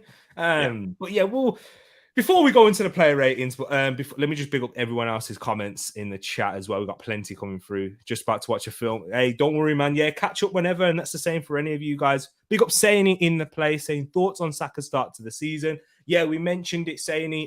If you just go back a little bit, we spoke about Saka and what we might do. King had a very good point in there, talking about Saka's mentality and see what he needs to do there. But Saini also says Sancho has been better than Saka this season. After what? United fans have been waiting for this one for long. I know they saw the Sancho goal and then they said that's it. Apart from that though, what Sancho really done this season? Well, yeah, have it because he's got one more goal. Uncomfortable question needs to be answered, you know. It does about Jadon Sancho, but Odegaard loves the right side. Indeed, it's true. Ed's been right about Xhaka the whole time. Hey, Ed, you're preaching to the choir and me and King. We're the only three people in the world who actually rates him. yeah, exactly. I think I might have converted Moss, maybe. I think I might have converted Wilf, maybe. Yeah. Depends, man. we're doing work, man. We are indeed. What else have we got in here as well? Yeah, this is Moss talking about the Liverpool game. Saliba's good in the air. There was one moment, though, Moss and King, where Mitrovic had that header. Do you not remember what I'm talking about? And he got across Saliba, and Saliba didn't even challenge. No. What we saw? That's the area where he's gonna need to develop. He's better now, but sometimes I think it's one of them things that comes with experience, where you can never drop off in your mindset as a defender, and to scan your area. Where is the attacker? I think that comes with experience. Definitely. You have to go through errors made to do that. I'm talking firsthand, people. Yeah, you have to, man. And then you can have a quality game, but if you switch off for a moment, it's peak. It's that's when, you've lost your man there. And the difference, what I'd say, even in Saliba, like Saliba and Benjamin White, in the air, it's actually not as clear as it should be, because Saliba's 4 inches on Benjamin White. You'd expect him to be. But Benjamin White, we saw it at the back post where Mitrovic peeled off to that side, but he challenged him and he made it difficult, and Mitrovic couldn't get the header. That's what Saliba needed to do in that situation. And maybe if it's a little bit closer to the goal, maybe he would have, maybe, we don't know. But that's an area that I've seen throughout his game at Saint Etienne, at Marseille, and even at Arsenal now for a little bit. Just needs to get that. But he's young, man. As King spoke about this early on as well. I ain't gonna repeat it because it's King's words, and he said it. He's preaching. The King has spoken, indeed. Me and Bobby always said centre mid, but B&B saying right here, Vieira, Sambi are options are plentiful, and Nelson is ignored. Yeah, it's probably maybe to do with Nelson not being at the level as we thought he could get to. And he's injured again. Another injury-prone player. Exactly. We've got Odegaard, Vieira, Saka, Martinelli, Marquinhos, Eddie, Jesus, Iasar can all play forward on the wing. But not give you what Neto could give you, in fact, or even a Zaha. Not all of them could do that. Neto and Martinelli are pretty similar, but no one else is really like Martinelli on that wide position. So it's horses for courses, isn't it? And you want options. And some of those players, like a Vieira, like a Eddie, you're forcing it a little bit, and it will change the balance. Not saying it wouldn't work in certain games, but for a period of the season, it's a bit sticky. And then say if Jesus got injured, then Eddie's not an option there. If Martinelli, you know what I'm saying? Like there's I know there's dominoes and pieces that move. It is. And I'm not sure, we haven't seen it yet, but I feel like if Vieira plays on the right and he plays with Odegaard, they might take up similar positions. Yeah, exactly. They both like to be in the pocket, where when Vieira is in the pocket, he likes to shoot. When Odegaard's in the pocket, he likes to pass or cross. Yeah. But we'll have to see. I actually want to see him more in midfield to see what he can do. Vieira. Yeah, Yeah, yeah, me too, man. I mean, I'm on you with that. I want him seeing to take those pockets and have that central ability where he can shoot and pass too, man. Yeah, and drop deeper because I remember when we spoke about this. His long passing is an element of his game that if you ain't yes. watched Vieira play, you Yeah, won't know about that. no, they won't, and that's why it's gonna be interesting to see when he's fit, 100% fit. Where is his main position going to be? It's true. It's true because he could. I know this is a big shout because when you look at his physicality and his size and his frame, he could be more of a Santi Cazorla Yeah, than we think. yeah, 100%. Could Yeah, play deeper. Santi was never a physical player, but 5'6", because he man. was so, yeah, because he was so technically good, they couldn't get to him anyway, so he didn't need to be physical. Exactly that. Maybe Vieira. Yeah. Midfielders cannot trust as fragile TP. But B&B, you know what? Big points there. Sambi is a baller. But I brought this comment up and I didn't quite get to it. I want to hear King's thoughts on this. So B&B saying if the transfers that we bring in now, that will be strengthening us for a title challenge, not a top four. Because B&B's not guessing, he's saying that we are good enough for a top four battle right now. Would you agree with that, King? I mean, if you just look at the start of the season, you would have to say yes. But it's for me, it's so hard to say where we are because we haven't seen the best from us yet. Because it is a new team, it's a young team, but we haven't seen us against a Man City yet this season, or a Liverpool, or even a Chelsea, or Man United. But I feel like if we were to go and get two more signings in, then I would say we have almost secured top four. And then, Yeah. you know, Maybe. yeah. But for me, like in terms of we have the quality enough to finish in top four, Yeah. whether we will do it or not. But if we get two players, I can't look at that squad and say that nah, we shouldn't finish in the top four. Yeah. Whereas for now, it's like yeah, we have a very good chance to finish in the top four. But if we get two more players, I would be much more confident that we would finish in the top four, Hmm. and it would not surprise me if we could even do maybe something more. But circumstances can change. There's a World Cup. We don't know if players will be injured or mentally tired if they lose a final or semi-final. There's so many things that can happen during the season, and we don't know if we go far in the cups, if it's gonna have an effect on the league run. So it's hard to say, but Yeah. it's welcome. It's welcome to more signings. I'm not Exactly. against it. And Moss bringing up Kefrem Taran right there, the son of Linium. You know I like that guy. I brought him up to Moss, and Moss did some scouting on him, and he liked him, man. He liked what he Yeah, saw.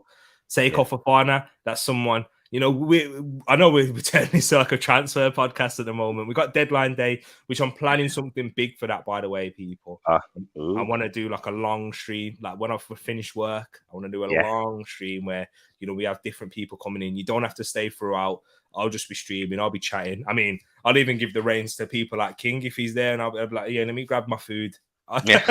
And I'll be in the background No just worries, eating my food and they're doing the thing, man. So yeah, we'll have to no see him. worries. We talk about transfer windows and of course and much more.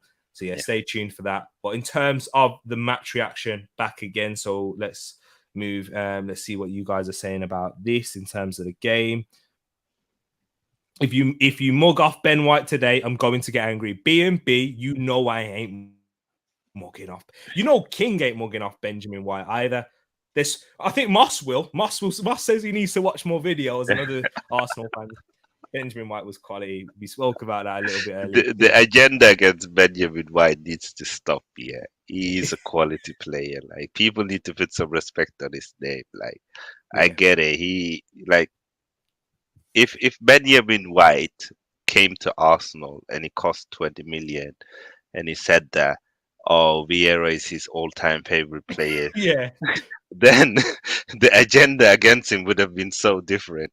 But he's kind of unlucky. He's come here, he cost 50 million, we sent Saliba on loan, and He's very outspoken and he's very modern. He's not one of these, passion merchant kind of Yeah. attitude players, if you know what I mean. And Even though he's people don't very like that. exactly, even though he works very hard, he does Yeah, everything in how he plays is very passion merchant with technique, but he doesn't yeah. talk like a passion merchant or No, no, or no, no. he goes on the sunbed. He Yeah, likes to wear an earring, a tattoo, yeah, to yeah. get his eyebrows little. You know what I'm saying? Yeah, no, no, no. People don't You know, like that. but people don't like that. Yeah, you Nah, have nah, to nah. look like Martin Keown. That's Yeah, that's yeah, what they yeah. want. Pascal Sagan, get your hair off. Don't want Yeah, to see the highlights. no, Get the sender off to look. You know what I mean, bro? Yeah, that's it, man. He's too much pretty boy, man. Too much yeah, tanning. Yeah, yeah, people. Let's be real. People are yeah, just jealous that he's got a tan, and we live yeah. in That's it. England. You know what I That's it. mean? That's it. That's it. So that's what it is. Nah, man, we love Benjamin White over here. Yeah, And Xhaka tactically has always been top draw. Individual errors has let him down, often due to others around him. B&B, I'm not going to disagree with you there. I do think a lot of his errors are due to others around him, not solely him. Him yeah, being in those positions, like in the all or nothing once again. And I agreed with him 100% where he got that red card against Jota. Why was he the last man? yeah, yeah. I know, I know. But the thing is, what people don't want to admit as well is that we've not had a balanced team since Xhaka joined us, and that's why we haven't been able to see the best from him because our midfield has been open. He has been able. He's too much responsibility has been towards Xhaka, and when people can just run at Arsenal centrally. Mm-hmm. Like I think Ateta, that was one of the first things that he spoke about. That he battles him that teams can just run through Arsenal. They don't even have to do anything special because there's so much space. Yeah, it is one of the first things that he said, and I think De Bruyne said it in an interview as well after when Yeah, they beat us 3-0 just before Arteta came in. yeah. Yeah, it was peak still. We got Reese in the place as well. First time seeing you in the chat, saying what players you like for Everton. Is there anyone that you would take from Everton, King? Ugh, not right now, especially not with the price tag of Anthony Gordon. Yeah, If he was cheaper, I wouldn't mind him because I think he's young and he got talent. Like he's not my favorite or my typical winger, but with young players, you never know, and he works hard. And but other than that, I'm not sure because I wouldn't take DCL. I don't think he's it for where we are going. I wouldn't take Gray. yeah, Maybe, and we don't need Mikolenko. I think he's a good player, but we got Zinchenko and Tierney. So exactly. It's I true. don't know. And big up JC as well. Eddie was good today. Jesus could move to the right if needed. True, good point. He could do, but yeah, I just when I heard the Neto thing, man, I fell in love, man. You know what I mean? Yeah, I don't blame you. You're Yeah, not yeah. the only one. I don't, and I still don't think it's going to happen. But it's like, yeah, it's a pipe dream at the moment. You know what I mean? With a player like that, if you're linked with them, you're always going to want him as a fan. And JC also goes, I was hoping for Vieira and Xhaka in lieu of El Nene. Yeah, I hear that totally. And in terms of that, just adding on JC through JC's comments, barring injuries, we're good for the top four right now. Yeah, but JC, when the Europa League comes in, like King said earlier on, then it's going to be different. It's going to be difficult. Big up Zainu saying 4 times 3 equals 12. Wow. Is that the points that we're on? Yeah, Yeah, 12 yeah, points. yeah. I thought so. Big up yourself, Zainu. Zainu. That's it, Zainu. Big up yourself. If I pronounce your name wrong, and everyone can moan about injury, no one is exempt from that. Exactly that. So you know what? He's done it right here in terms of the player ratings. Moss, thank you for that. We'll go through them and we'll see how ours compares to yours. Let's go through it right now. What are you saying in terms of Aaron Ramsdale? Yeah, I think this was his best game this season, which was good to see because he has been a bit shaky in a few of the opening games. He kept a clean sheet. He had, as you mentioned, some quality saves. He went out and commanded his area in the air as well. And his passing, as always, was good. So I think I could give him. I'm between 7 and 8. Yeah. Should we go at 7.5? Yeah, 7.5. I think is fair We'll do because I have 7.5. seen him do more. Because he wasn't that busy. I think if he was more busy, he would have probably got a higher point. But Yeah. Fulham didn't offer that much. Yeah. Oh, Exactly. I sorry, hear and what he you're saying. didn't keep a clean sheet, but it wasn't his fault that we conceded. Exactly. Yeah, It's a good point indeed. The big saves that he did make, I know there were saves that you expect to make, but how many times have we seen goalkeepers not make saves they expect to make and yeah, being clutch in those situations with the pressure around him? He booted the ball off of Mitrovic's face as well, you got to give credit to, because Mitrovic was annoying us today and the fans. So you should know what, he's probably getting 8 for that, 0.5. yeah, Nah, all seriousness. He played well. I thought his distribution, it was good. It was all right. There wasn't no major errors, which we've seen in the opening games, where he's been a bit, against Bournemouth, for example, where he gave it away, against Crystal Palace, where he nearly led that error towards the goal. It was better today. I think we're seeing Ramsdale improve again and get back to the level he showed earlier, when in his earlier last season when he first came into the side. Benjamin White, B&B. You know what? I know your thoughts on Benjamin White. What are you yeah. giving him, King, as well? I'm giving him an 8. I think he Yep. was good, solid, and in second half he was very attacking as well. For me, he's good. Do you know what? Yeah, I agree with you. In the first half, I'd have Yeah, probably said a 6, yeah, 5 or 6. I didn't think he was bad. I just think that I was like, yeah, I don't think White and Tierney are going to work together, yeah, and just because of the balance that they provide. White and Zinchenko, they work a treat. But yeah, that second half performance, you could tell he was the leader in that changing room, and he led by example on the pitch. He was brilliant. So yeah, Benjamin White gets an 8 from us. Let's see what you guys are saying in the chat right now. What is this in terms of Ramsdale, JC? Apologies, I missed it. Saying an 8. Decent, done what you expect. 7. This is in terms of that. Guys, get your ratings coming through the chat as we're talking right now. Moss, you yeah. can pop them in again as each player we talk about. Let's definitely see what you are saying as well. And yeah, 1st of September, Moss, in terms of the evening. Yeah, join in, man. Feel free. There's gonna be a long show coming up for that. So yeah, we're gonna go on for a while. A transfer day deadline special. B&B also says 7 again for White. It's what you expected. Strong, keeps things moving week in, week out. I agree with you on that sense. Me and King have gotten that little bit higher, given the game state. I think that's a big reason, because we were losing. Would you agree, King? And to show Yeah, that, yeah, yeah. Yeah, 100%, 100%. Like he stepped up when we really needed him, and that made a big exactly. difference for us. William Saliba. What are you saying, King? Oof, again, I think he was quality. Like it's like he's played in the Premier League for a very long time.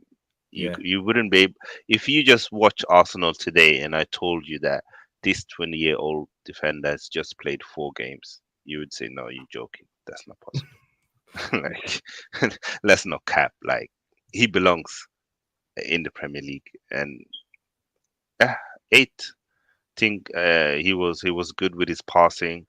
He was alert. He had a few difficult situations he had to deal with, and he did that well. He just had one moment where you mentioned before where he didn't go up in the air against Mitrovic, but other than that, he was solid again. Yeah.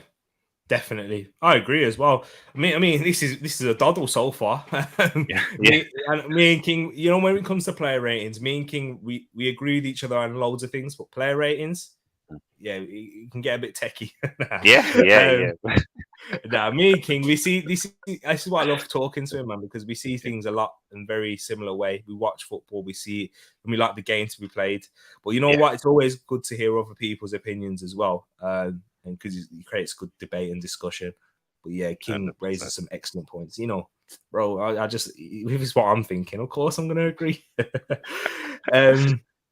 What I mugged him off before? What, me? What? Maybe. I don't know. Hey, Which game? Ask him which game. B&B, bring me the receipts. Oh, Yeah, yeah.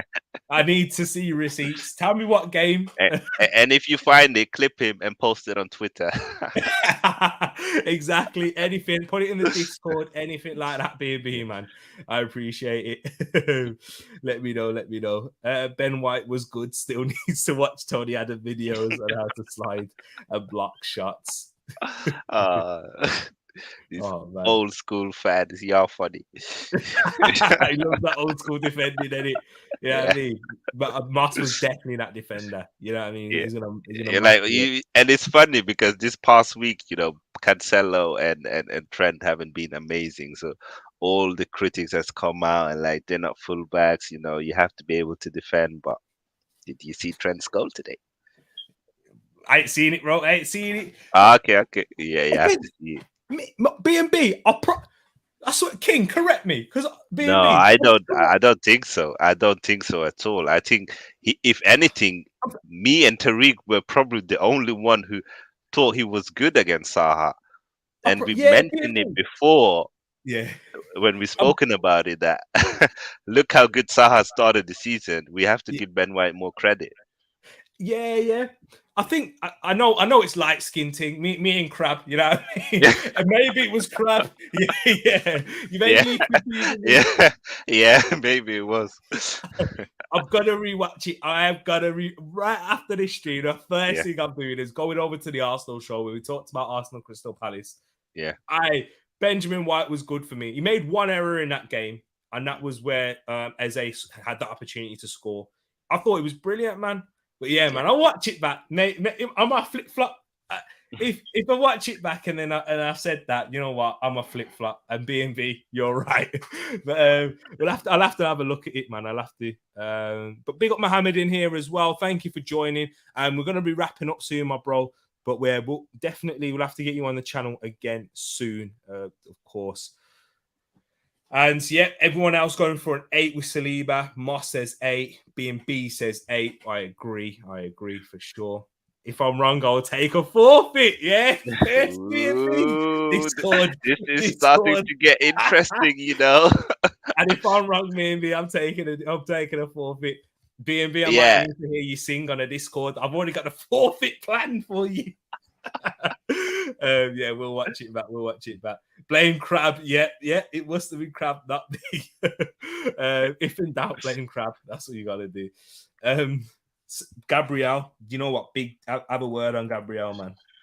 It's so. I think Gabriel is probably the hardest player to grade today because yes, he had that moment that he keeps on having time to time where he's sloppy on the ball and he doesn't react fast enough and the attacking player catch up on him. We saw it a couple of times last season.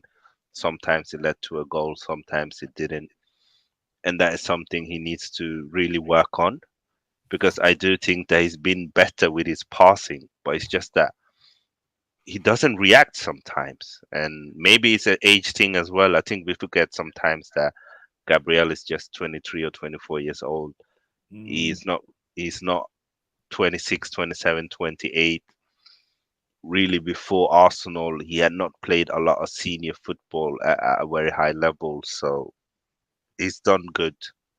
You know my thoughts on him on the areas where I feel like he needs to develop. But one thing that I loved about him today was that after that mistake, he could have easily dropped his head and we could have lost that game. But he didn't. He was still trying to make difficult passes after that, which was great to see. And then obviously he scored the goal that won us the game. So what do we make of that? What should we grade him? Should we give him a 7, or is that too high because of the mistake, or is it too low because of how we reacted? It's so hard. Do you know what? With Gabriel, though, I thought he Yeah, had a brilliant game before the mistake. I yeah, thought he was yeah, I thought he was very good against Bournemouth, and I thought he was very good against Mitrovic. yeah. And then that mistake happened, and I was like, "Oh no!" Once again, he's gonna get berated because Saliba's, or he's the star man at the moment.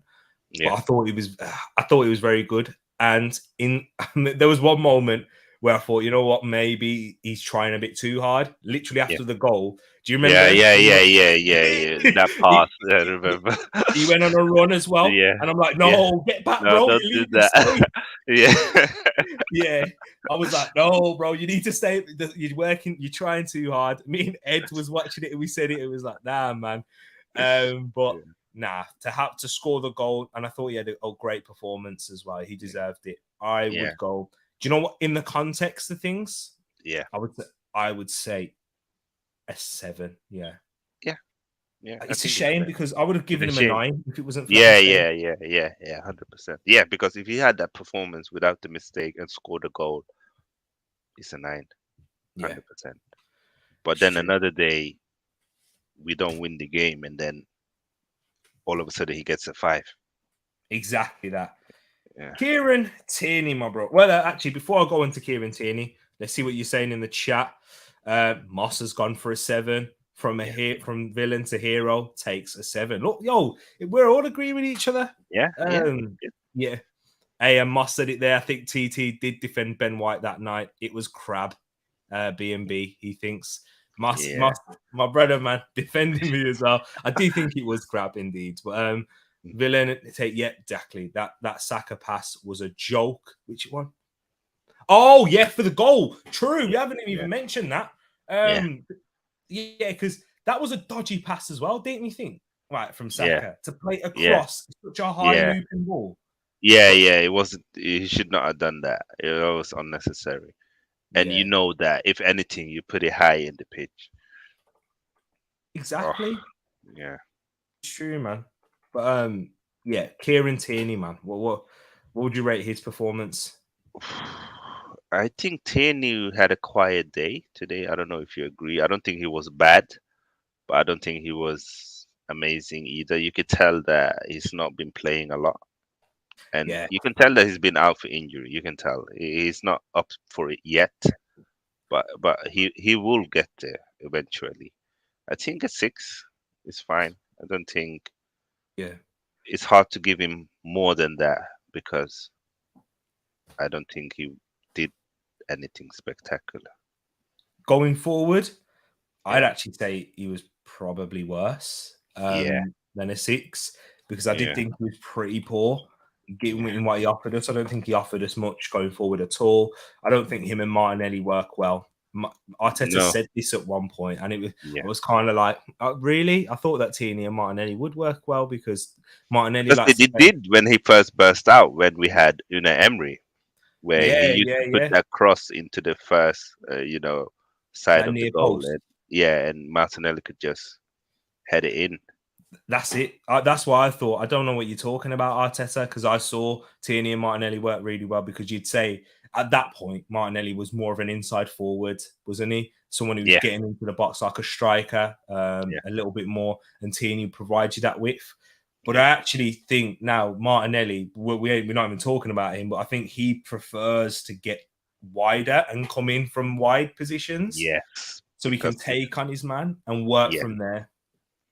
It's almost as if he's watched Man City and Sterling, how Sterling used to play, and he's taking on that role. Exactly that. Exactly. Are you worried for Tierney?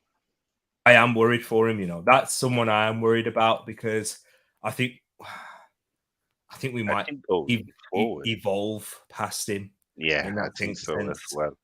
Because he's not the greatest passer, is he? No. And he's not technically amazing. He likes to drop the shoulder and run past the back and cross it in. That's Tierney for you. Yeah, and I don't even think his crossing's that great. No, it's not. It's just that he does it so much that sometimes it hits someone. He's a volume player, but I think we are starting to reach a level where we might need to sell him and buy another left back, which is good as well because I think we could still get good money for KT. It's true. It's a good point, and he might be the first one out of the players that we've got now that we really like and love. That might have to get hold of sale. Yeah, it's true. he might be the first one that, you know, when we go, oh, he's been a great servant, we love him, and we're actually going to be hurt that we're losing him. Yeah. But A for the bit like benefit, the other left back we had, Monreal, you know, he was a good servant. He did well, but at some point we needed another option. that's where Even Tierney though, came in. yeah, yeah. So I would say a 6. Yeah, I think you're right. And I'd say a 6 because defensively, I thought it was good. I yeah, don't question Kieran Tierney defensively. I yeah, actually think that, you know what, with the way, with coming up against Mitrovic, it's probably better to go with Kieran Tierney. If you're looking at their strengths, but we lost our strength in creativity and progressing the ball quickly with missing Zinchenko and Thomas Partey. But we kind of made up for that with Kieran Tierney's defensive ability in the air and 1v1s. So I think he did do well in that sense. So, yeah, me and King have gone with a 6. What are we saying here? What are we saying? The host gives the score. Hey, now I'm letting King do it, man. 6 bong stat. No, no, you're blaming me. No, man, I didn't give that. No. I think we came down to a vote. Actually, that's probably what it was, because me and King voted, yeah, and then yeah, Will and Crab yeah, voted differently, didn't they? yeah, yeah. They did, they did, they did. Yeah. I Let's think just blame people, Wilf and Crab if in doubt. They're not yeah, here. yeah, yeah, 100%. It's their fault. Exactly. But yeah, 6 bog standard. 78% have gone for a central midfielder. Interesting there. So a lot of everyone's going to midfield. I think because of Partey being injured is a massive factor, and he missed this game. I Yeah, think maybe before this game, people would have said a winger, but because yeah, Partey picked up yeah, an yeah, injury, 100%. Yeah, it's a knee-jerk reaction. yeah. Tierney was a captain shout just a few months ago. Never for, but everyone has an opinion. Yeah. Yeah, it's just in terms of how we want to play the BNB in moving forward. I think, you know, every team has it, and every team has that adaptation period, and big players, they just don't move with it anymore, and how we want to go. If we had a right back that was very attacking, then yeah, but if we don't play like Liverpool with Trent and No, yeah. Robbo, I think he'd be perfect. Yeah, yeah. That's easy. I was gonna say that he would probably be the perfect Robertson, Yeah, because Robertson again, I think he's 29 this year. yeah, exactly.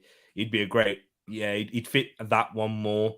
And it's not taken away from Kieran Tierney as a footballer, because we all love him and we all think Yeah, he's very good, and he gives us consistency when playing. He doesn't really dip below a 6 ever. no. But yeah, interesting. Big up CM in the place as well. Moss says a 6.5. Forfeit on the line if the host. No. The host, yeah. I'll overrule, yeah. No, that's what it is. Not agreeing. I didn't agree. But yeah, I let the people speak, but then I overruled. It's my channel. I'm joking, people. I'm only joking. What are we saying now in terms of Mohamed El-Neni? Another one. I felt like, and then it was all right, but I also felt like my worry with him is in these kind of games, he can't really. I don't know if he can't, but he doesn't really break the lines with his passing, and I felt like sometimes it was just too many touches on the ball, Yeah. where take it and pass, and he was just he didn't have he wasn't bad, but he wasn't good either. A bit like Tierney. He didn't have an impact in the attack, and yeah, maybe 6 maximum. I could not give him more than that. You hit the nail on the head for me. And it was the reason we missed Thomas Partey was because of how he can break the line and break the lines in midfield. Very underrated. Well, not by us as Arsenal No. fans, but by the wide majority, because a lot of people just look at Thomas Partey as, yeah, he's a very good guy, winning the ball back, transition and that. He's passing forward, going forward. Yeah, it's ridiculous at times. I remember that one ball. Was it against Leicester? Yeah, that one Yeah, ball which he played, and it was yeah, nearly yeah, one of the best passes of the season. yeah, So, yeah. yeah. Honestly, and that's the only thing. The funny thing is that Sambi Lokonga, I can see someone who can have that passing in his locker. The problem with Sambi is that he's more box to box player where he naturally wants to go forward and attack. He doesn't want to sit and block and read the game and intercept and do the things that Partey does very well and protect the back line. Yeah, it's true. Maybe if Arteta can mold him into that, like how Thomas Partey was molded by Diego Simeone to do those things. I think he can do it. He has the capability, but just mentally, he just wants to go further forward, wants to win the ball up higher, and it leaves us more susceptible on the break. So I do agree with you on that. A fair 7 performance, says B&B. I think 7's probably a little bit generous because there was at times where Fulham were trying to press us and he was playing it backwards, and when you need him to play it forwards and beat that press, you see, I think that's huge in football, in trying to get through the thirds of the pitch. And I think that's where El Nene, that's not his strength, but the strength that he does have is that he will give you a decent outing. He can win it back, and he plays it forward on the odd occasion. It's always an anomaly rather than the normality. I feel like El Neni, Tariq, I don't know if you agree, but I feel like he suits us better when we play against teams that are as good or even better than us, because that's when he can work hard and, do the dirty things. But when we are supposed to dominate the ball and break the lines and have a lot of true balls, he struggles in it for me. Yeah, it's like a Man United with McTominay, isn't it? I feel like McTominay is that type of player where if you're playing it against a side where you know that they're better than you, he will give you that hard work running, etc. But if you need him to, be comfortable technically on the ball, he's not going to give you that, and he's not going to help you progress it quickly in those senses. So it's a good shout about El Nene right there. I think El Nene's better than him defensively, McTominay, but I hear what you're saying. I like that. I like that. He suits the bigger games. Granite. By the way, your thumbnail is amazing. I've just seen it. Oh, is it? How you see my face? Yeah, I love it. I've got them saved in the back, man. I've got them saved. Good stuff. Let me know if you like the thumbnail, people. Granite Xhaka. What are you saying for him? Again, like, he's playing where he's supposed to play. Like, he's good. He goes forward. He gets into those pockets. He has a good understanding with Martinelli, actually, and it's great to see that. I'll give him a 7. Like, I think Granit was good. I think he was better against Bournemouth, but he's good. I agree, man. I think he has it's an outstanding connection with Martinelli, and he played that ball for, was it Jesus, when Jesus should have scored as he cut it back across. That was excellent, and I like him going forward. He really is an FPL asset. Like, we were joking initially, but it's actually serious. No, I was thinking about it now. I just don't know who I'm dropping, because I got Saliba, who cost 4.5 million. He's given me an assist today. He got an assist for the goal. Yes. And he got a goal last week as well. And we've had 2 clean sheets, so I don't want to sell him. And then obviously Martinelli and Jesus. Man. Hey, King, don't you think this is amazing? Like, if you're a long-time FPL fan, like me and King being Arsenal fans, we were squeezing Arsenal players in we were like really. Sometimes I went for periods where I didn't have anyone. And it hurts. It does hurt. It does hurt. but now, how things quickly have changed. That we're struggling. Oh, who do we have now? Oh, like, who do we put in? This guy can get me this goal, this points, because we should win that game. We'll definitely do well. It's crazy. Even Odegaard now, he's gonna continue to score goals. It's hard to ignore him. Gabriel again on corners. He scored most goals from corners last season. This season again, he scored another one. Like. Me and King, when me and King were talking about the FPL picks, because you initially went with Saliba and I went with Gabriel, because I said to you the only reason why is because Gabriel's more of a goal scoring threat because of corners. I took Gabriel out. I put Saliba in. He scored against Bournemouth. I was so lucky. Oh, Otherwise, I would that's have been right. heartbroken because of what I said to King. But then, if I'd have kept him, he scored today, so I'd have been happy. You saved 0.5 million. Exactly. And you got an And I assist. got an So assist. it's not too bad. Oh, bro, when I saw that on Twitter pop through, Yeah. because like I saw the goal, I didn't even think about the assist because it was towards the end. But then when I saw Gabriel goal, Saliba assist, I was like, yo, I love FPL. I love it. It's amazing. Edit. Oh man.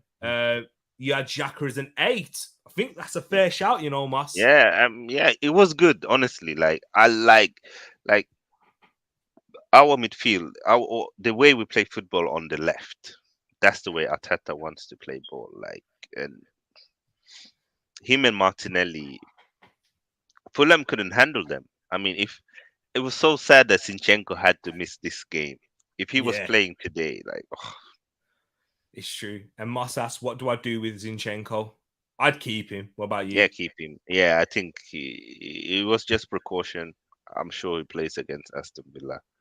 If he doesn't, then you can get Saliba in or Gabriel in for Zinchenko. Yeah, exactly. It's true. Exactly. And I don't think Tierney pulled up any trees today. No. Sorry, Zinchenko, you've lost your spot. Yeah. Let's see. That was my 4-0 disappeared at the Xhaka moment. Your 4-0 prediction. Ed's 5-1 prediction went then, and mine went with Mitrovic. What did you predict for this one, Gabe? I predicted 4-0 so to Arsenal. I think we all got so hyped after the Bournemouth game. Yeah. We just thought it was going to be a simple one. Bad right foot. Yeah, it was a bad right foot finish, to be fair. He should have scored, I think. Well, yeah, he should have got it on target rather than should have scored. If he'd have done well to score from that, because it was like a volley. Yeah, it was a volley. Yeah, it wasn't an easy shot. Yeah. So it's a bit difficult to say should have scored, but definitely should have done better. Martin Odegaard.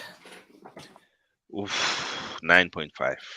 Martin Odegaard. I think he was better today than against Bournemouth, if I'm honest. I know he scored 2 goals against Bournemouth, but the way he was just dictating the game and he was just doing whatever he wanted. They couldn't stop him, He was unstoppable today, and everything he did was just working for him. And as I said, like, I liked his leadership qualities today. I liked the fact that when we conceded, he was the first one to go to Gabriel, and talk to him. And I liked the fact that he was shooting a lot today. He was really trying to affect the game, and his passing he was so good. And then obviously he scored, and again after he scored, he went to Gabriel, and you can just see that he cares, and he's grown into that captaincy role, and it's not hindering him. Where a lot of fans were saying, is actually evolving him. Very true, man. And bro, King, fantastic point you've brought up that his performance was actually better than Bournemouth. And I said this, and this isn't a criticism to Odegaard. This is more criticism to people and how they see Odegaard. I think Odegaard was just as good against Leicester as he was against Bournemouth. But people wouldn't say that because he scored 2 goals. And that's what goals change people's outlook and perspective on players. He was brilliant today. If he didn't score, people wouldn't respect him as much. But because he does have that end product now his name's up in the lights. Bro, you said 9.5. Yeah. What's holding you back from a 10, though? We could give him a 10. Yeah. Why not? Why not? Because it was... I can't say that he was lacking in any area of the game. And as I said, those leadership skills that he also showed. Yeah, 100%. Give him a 10. Like, he was amazing today. I was watching him and I was excited. Like, I was like, give the ball to Odegaard. Give the ball to Odegaard. Yeah. I don't know. It's true, bro. But vibes, I will be, man. I will be wrapping up soon. We're getting towards the end now. All right, 24-hour stream. And a brush still on my neck as well. You, man, still chatting. Only been 4 games. Relax. Bro, I understand. As a United fan, you don't have a lot to talk about, so I don't blame you guys. And Brush, also, not you, but I had vibes at me on this, bro. You, man, have just seen Lisandro Martinez have 2 good games, and you're already on my neck about him. So, yes, we've won our 4 games.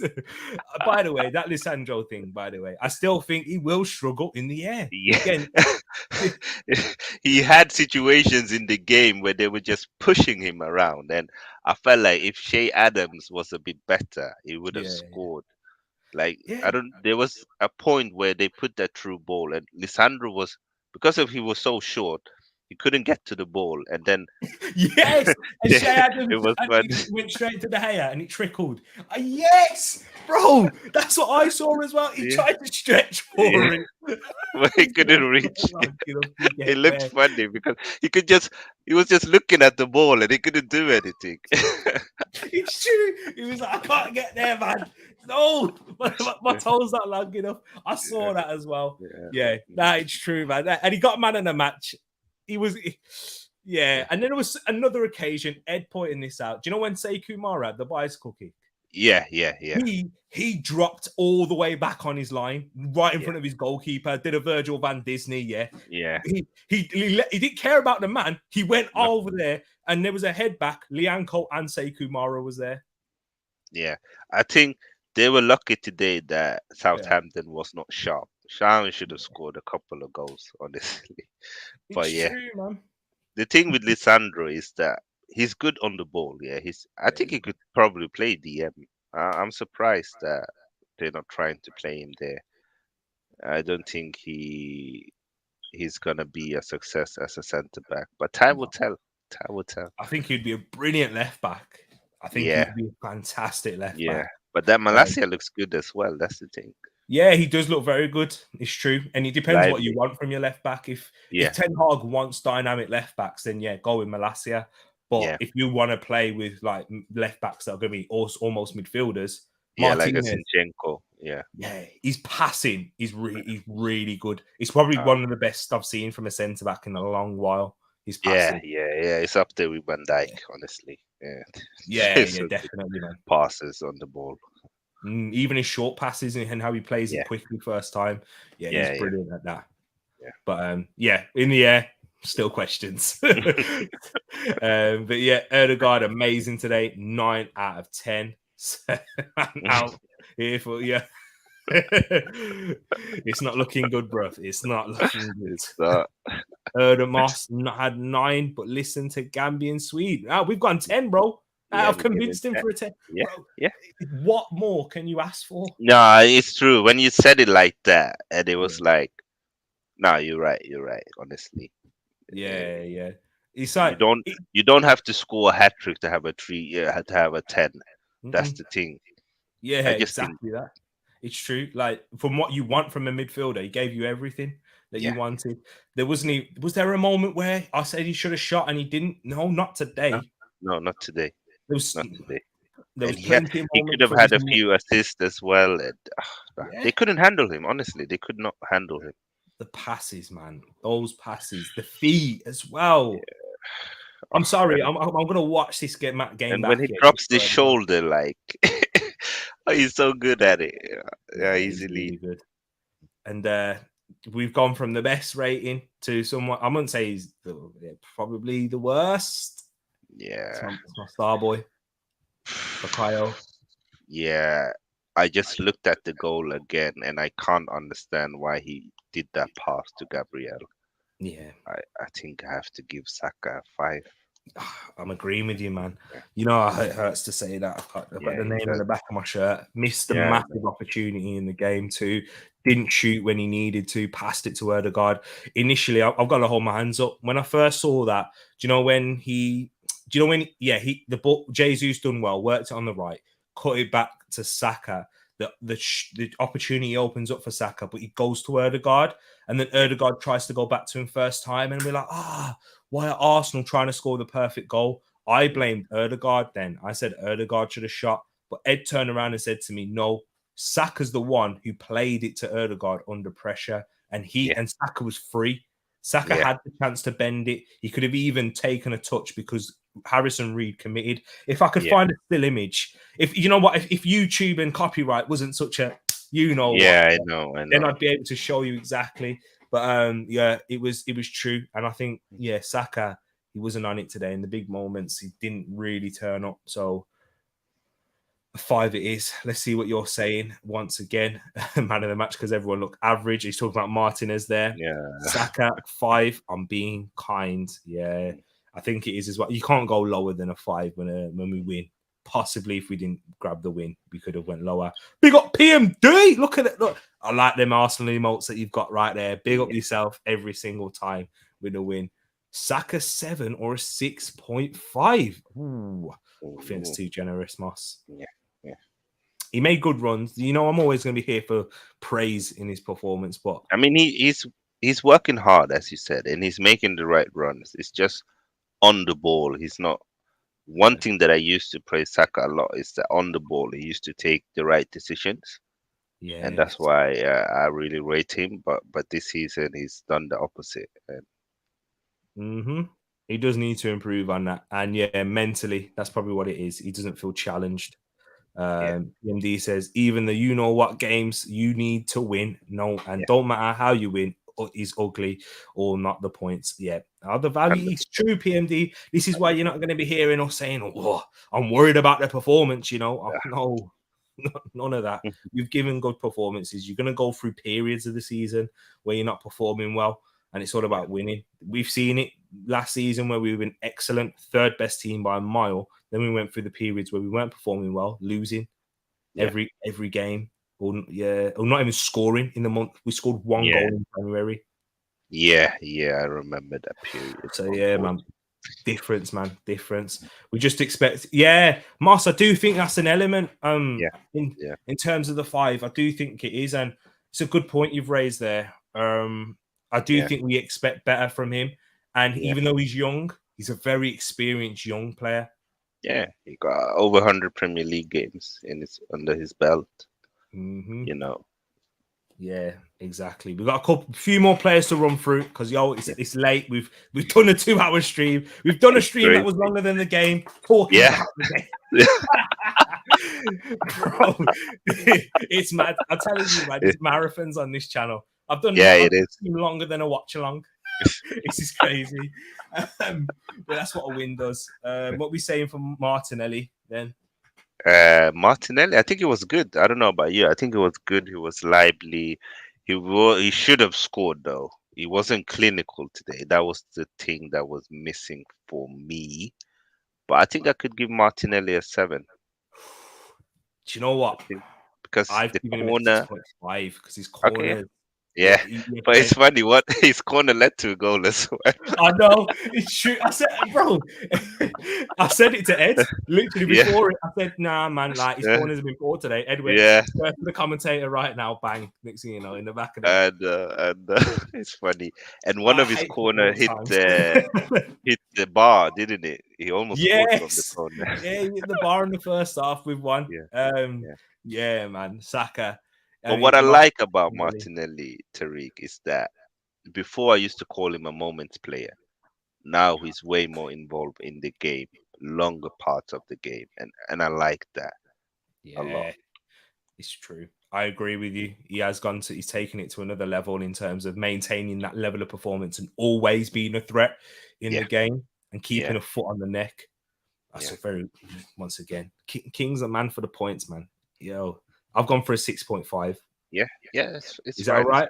Yeah, it's all right because I think Martinelli's shown this season that he's going to take it to the next level. So 6.5 is fine because he wasn't poor. It was just that he's been better as well. Yeah, it's true. Exactly. 7, a different animal this season. I agree with that last part for sure. Vote for the poll, hit the likes, time for a bike ride, and chill and eat before the LA MLS Saturday night. Big up yourself. We'll be wrapping up soon, don't you worry. So you get to enjoy those bike rides, man. 7.5 for Martinelli. He goes at, defenders. That you can definitely say now. They are scared of him. Yeah, he's a threat, and I think it should help Saka, whoever plays on that right, to free him up a little bit more too. Gabriel Jesus. It's so hard to judge him because he started so well and he's been so good. But this is probably his worst game. And I think sometimes with Jesus, and I think Arteta is gonna take this up with him. He wants to do too much sometimes, Yeah, especially today, as you said. Partey wasn't there, and he was dropping deep, and he was almost trying to play like a number 10. I wanted him more present in the final third, and I yeah. felt like he didn't. So I'll give him a 6. I agree. It was a bit more Lacazette, wasn't it? You Yeah, saw more yeah, of a yeah. It Lacazette was a bit of performance. a like a set performance today. I hear that. I hear that. Yeah, Where he was I think what everywhere except where he should have been. yeah. It was a bit more of a Lacazette Yeah, performance, but yeah, yeah, the good parts of Lacazette, of course. yeah, So I would say you're right. What Arteta will say to him, you need like, I know you want to do everything. I know you yeah, feel the responsibility on this team, but yeah. trust your teammates to get the ball and Yes, find you. yes, Trust them; they will do yeah, it. yeah, I know you can do it as well, but trust that they will get it to you. And if not, then I'm the one who's going to say I'll make the changes so that yeah. happens for you, not you. I will do that. Do you know what I mean? I think that's probably what he's going to say. Bro, we have to talk. We got a couple more players to talk about. We're not going to talk about Rob Holding because he literally No. came on to show his new hairline. That's all he Yeah. did. Big up the brother, man. Kind Yo, of feel sorry for him because he said that he doesn't just want to be remembered as the player that we take him to protect the lead, and exactly. 2-1, that's Rob. Yeah. He came on as well with the highlights, everything. You know what I mean? yeah. Nah, man. Uh, But yeah, we've got the two more players. We have to talk about this, man. Edward oh, and Ketia. I'm actually excited to see how good this kid is going to be. I'm not joking. Yeah, you know me. I'm honest. Like I did not rate him that much, but looking back at what he has done since he started to get game times at Arsenal, he keeps on getting better and he keeps on adding more elements to his game. Yeah, And that is very unusual for strikers. They're usually good at certain things and then that's it. But he keeps on getting better at his link up, at his hold up.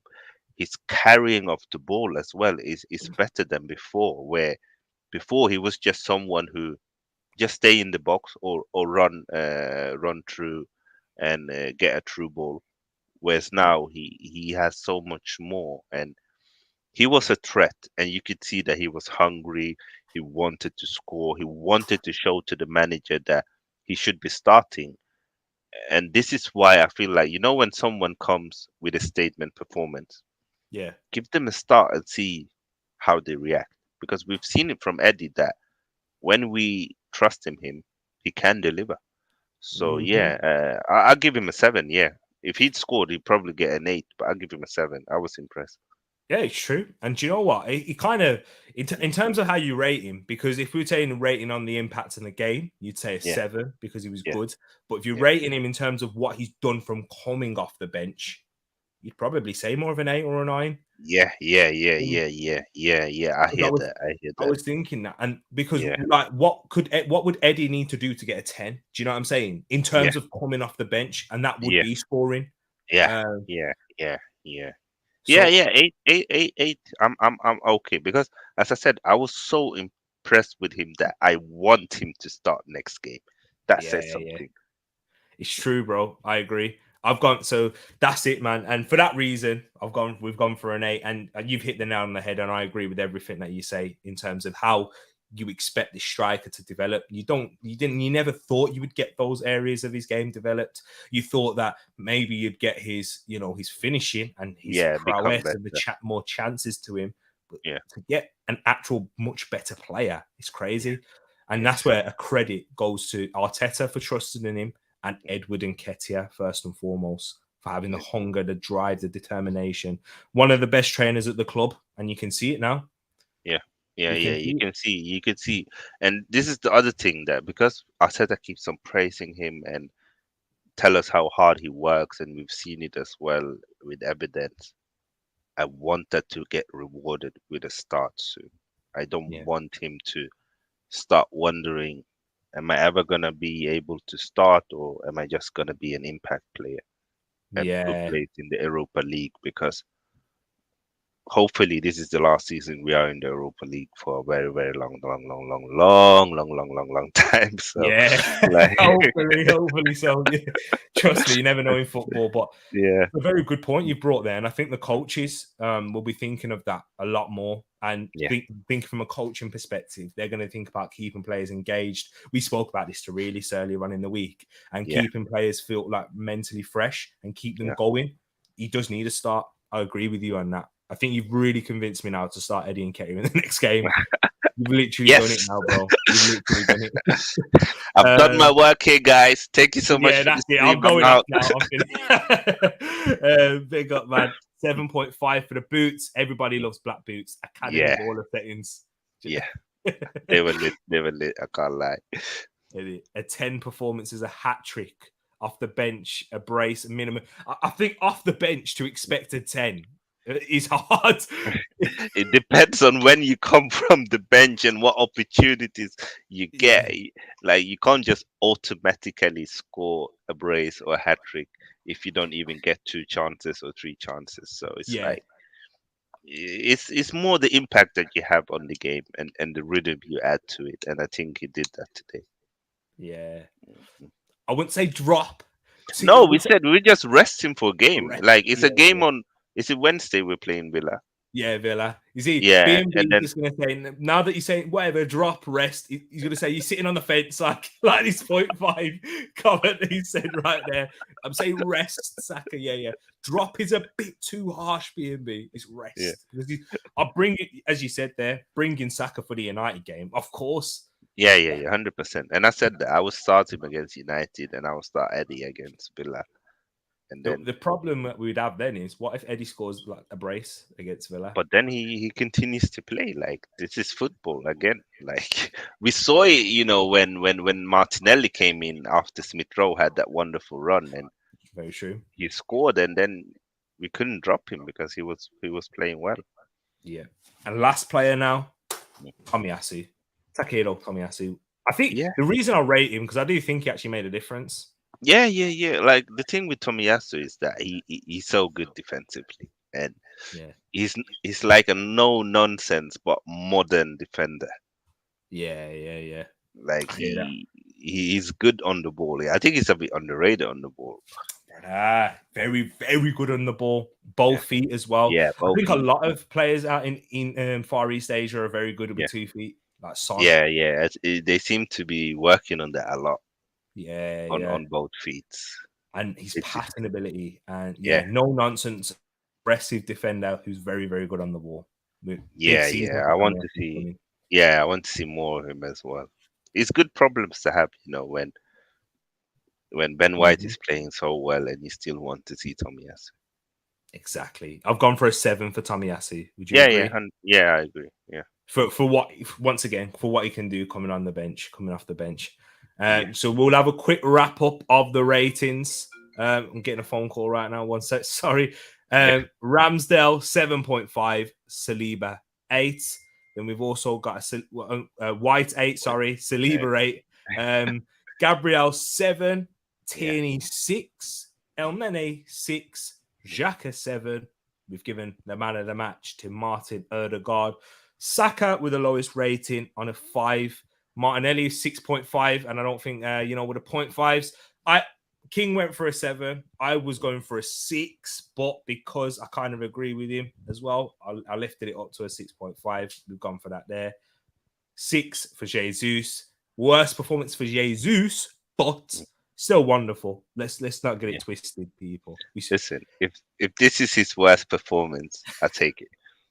Bro, yeah, all day, every day. Exactly.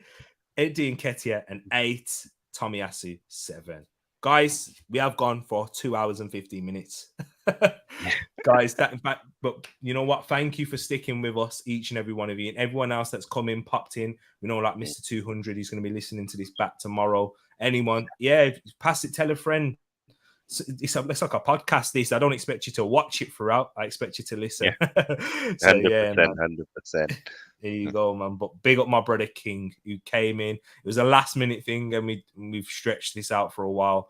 Big up my brother, man. Thank you for coming on, my bro. Man, it's always my pleasure. Know where they can find you. It's a real pleasure to have you on. And you know what? Coming on the channel, when I drop him a message, he comes on. And you know what? It's a real pleasure. And I always love talking football with you. So here is your opportunity now to let the people know where they can find you. Yeah, guys, first of all, thank you for tuning in to this. You know, without you guys, me and Tereak would just be talking to each other. So honestly, you guys are amazing. You can find me here on the channel, King's Football Show. Make sure you subscribe. I do a lot of FPL content. So if you're into FPL, subscribe. And I talk about Arsenal and a few Premier League teams as well. There you go, right there, people. And you know, hey, the Kings said it. He said it right there. It's you guys that make this the community in the channel. And you know what? And the fact that we come out here, we chat for 2 hours and 15 minutes. You know what I mean? Like, I love King to bits. You know, we got a bromance right here. But I wouldn't be chatting him for 2 hours and 15 minutes. We actually probably would though. But yeah, I was gonna say. Do you know what? You know, I can chat a lot. But the reason we've been here for 2 hours and 15 minutes is because we've also loved engaging with you guys, man. You guys 100%. make this the show. And you know what? We've had a wonderful weekend so far with the results, with certain results in there. So yeah, man, it's been a great start to the season. Big up yourself, Ravi, as well. We're all good. We're gassed as Arsenal fans. Nice to see you in here. And each and every one of you, B&B, Tommy will be the left centre back in the Europa League.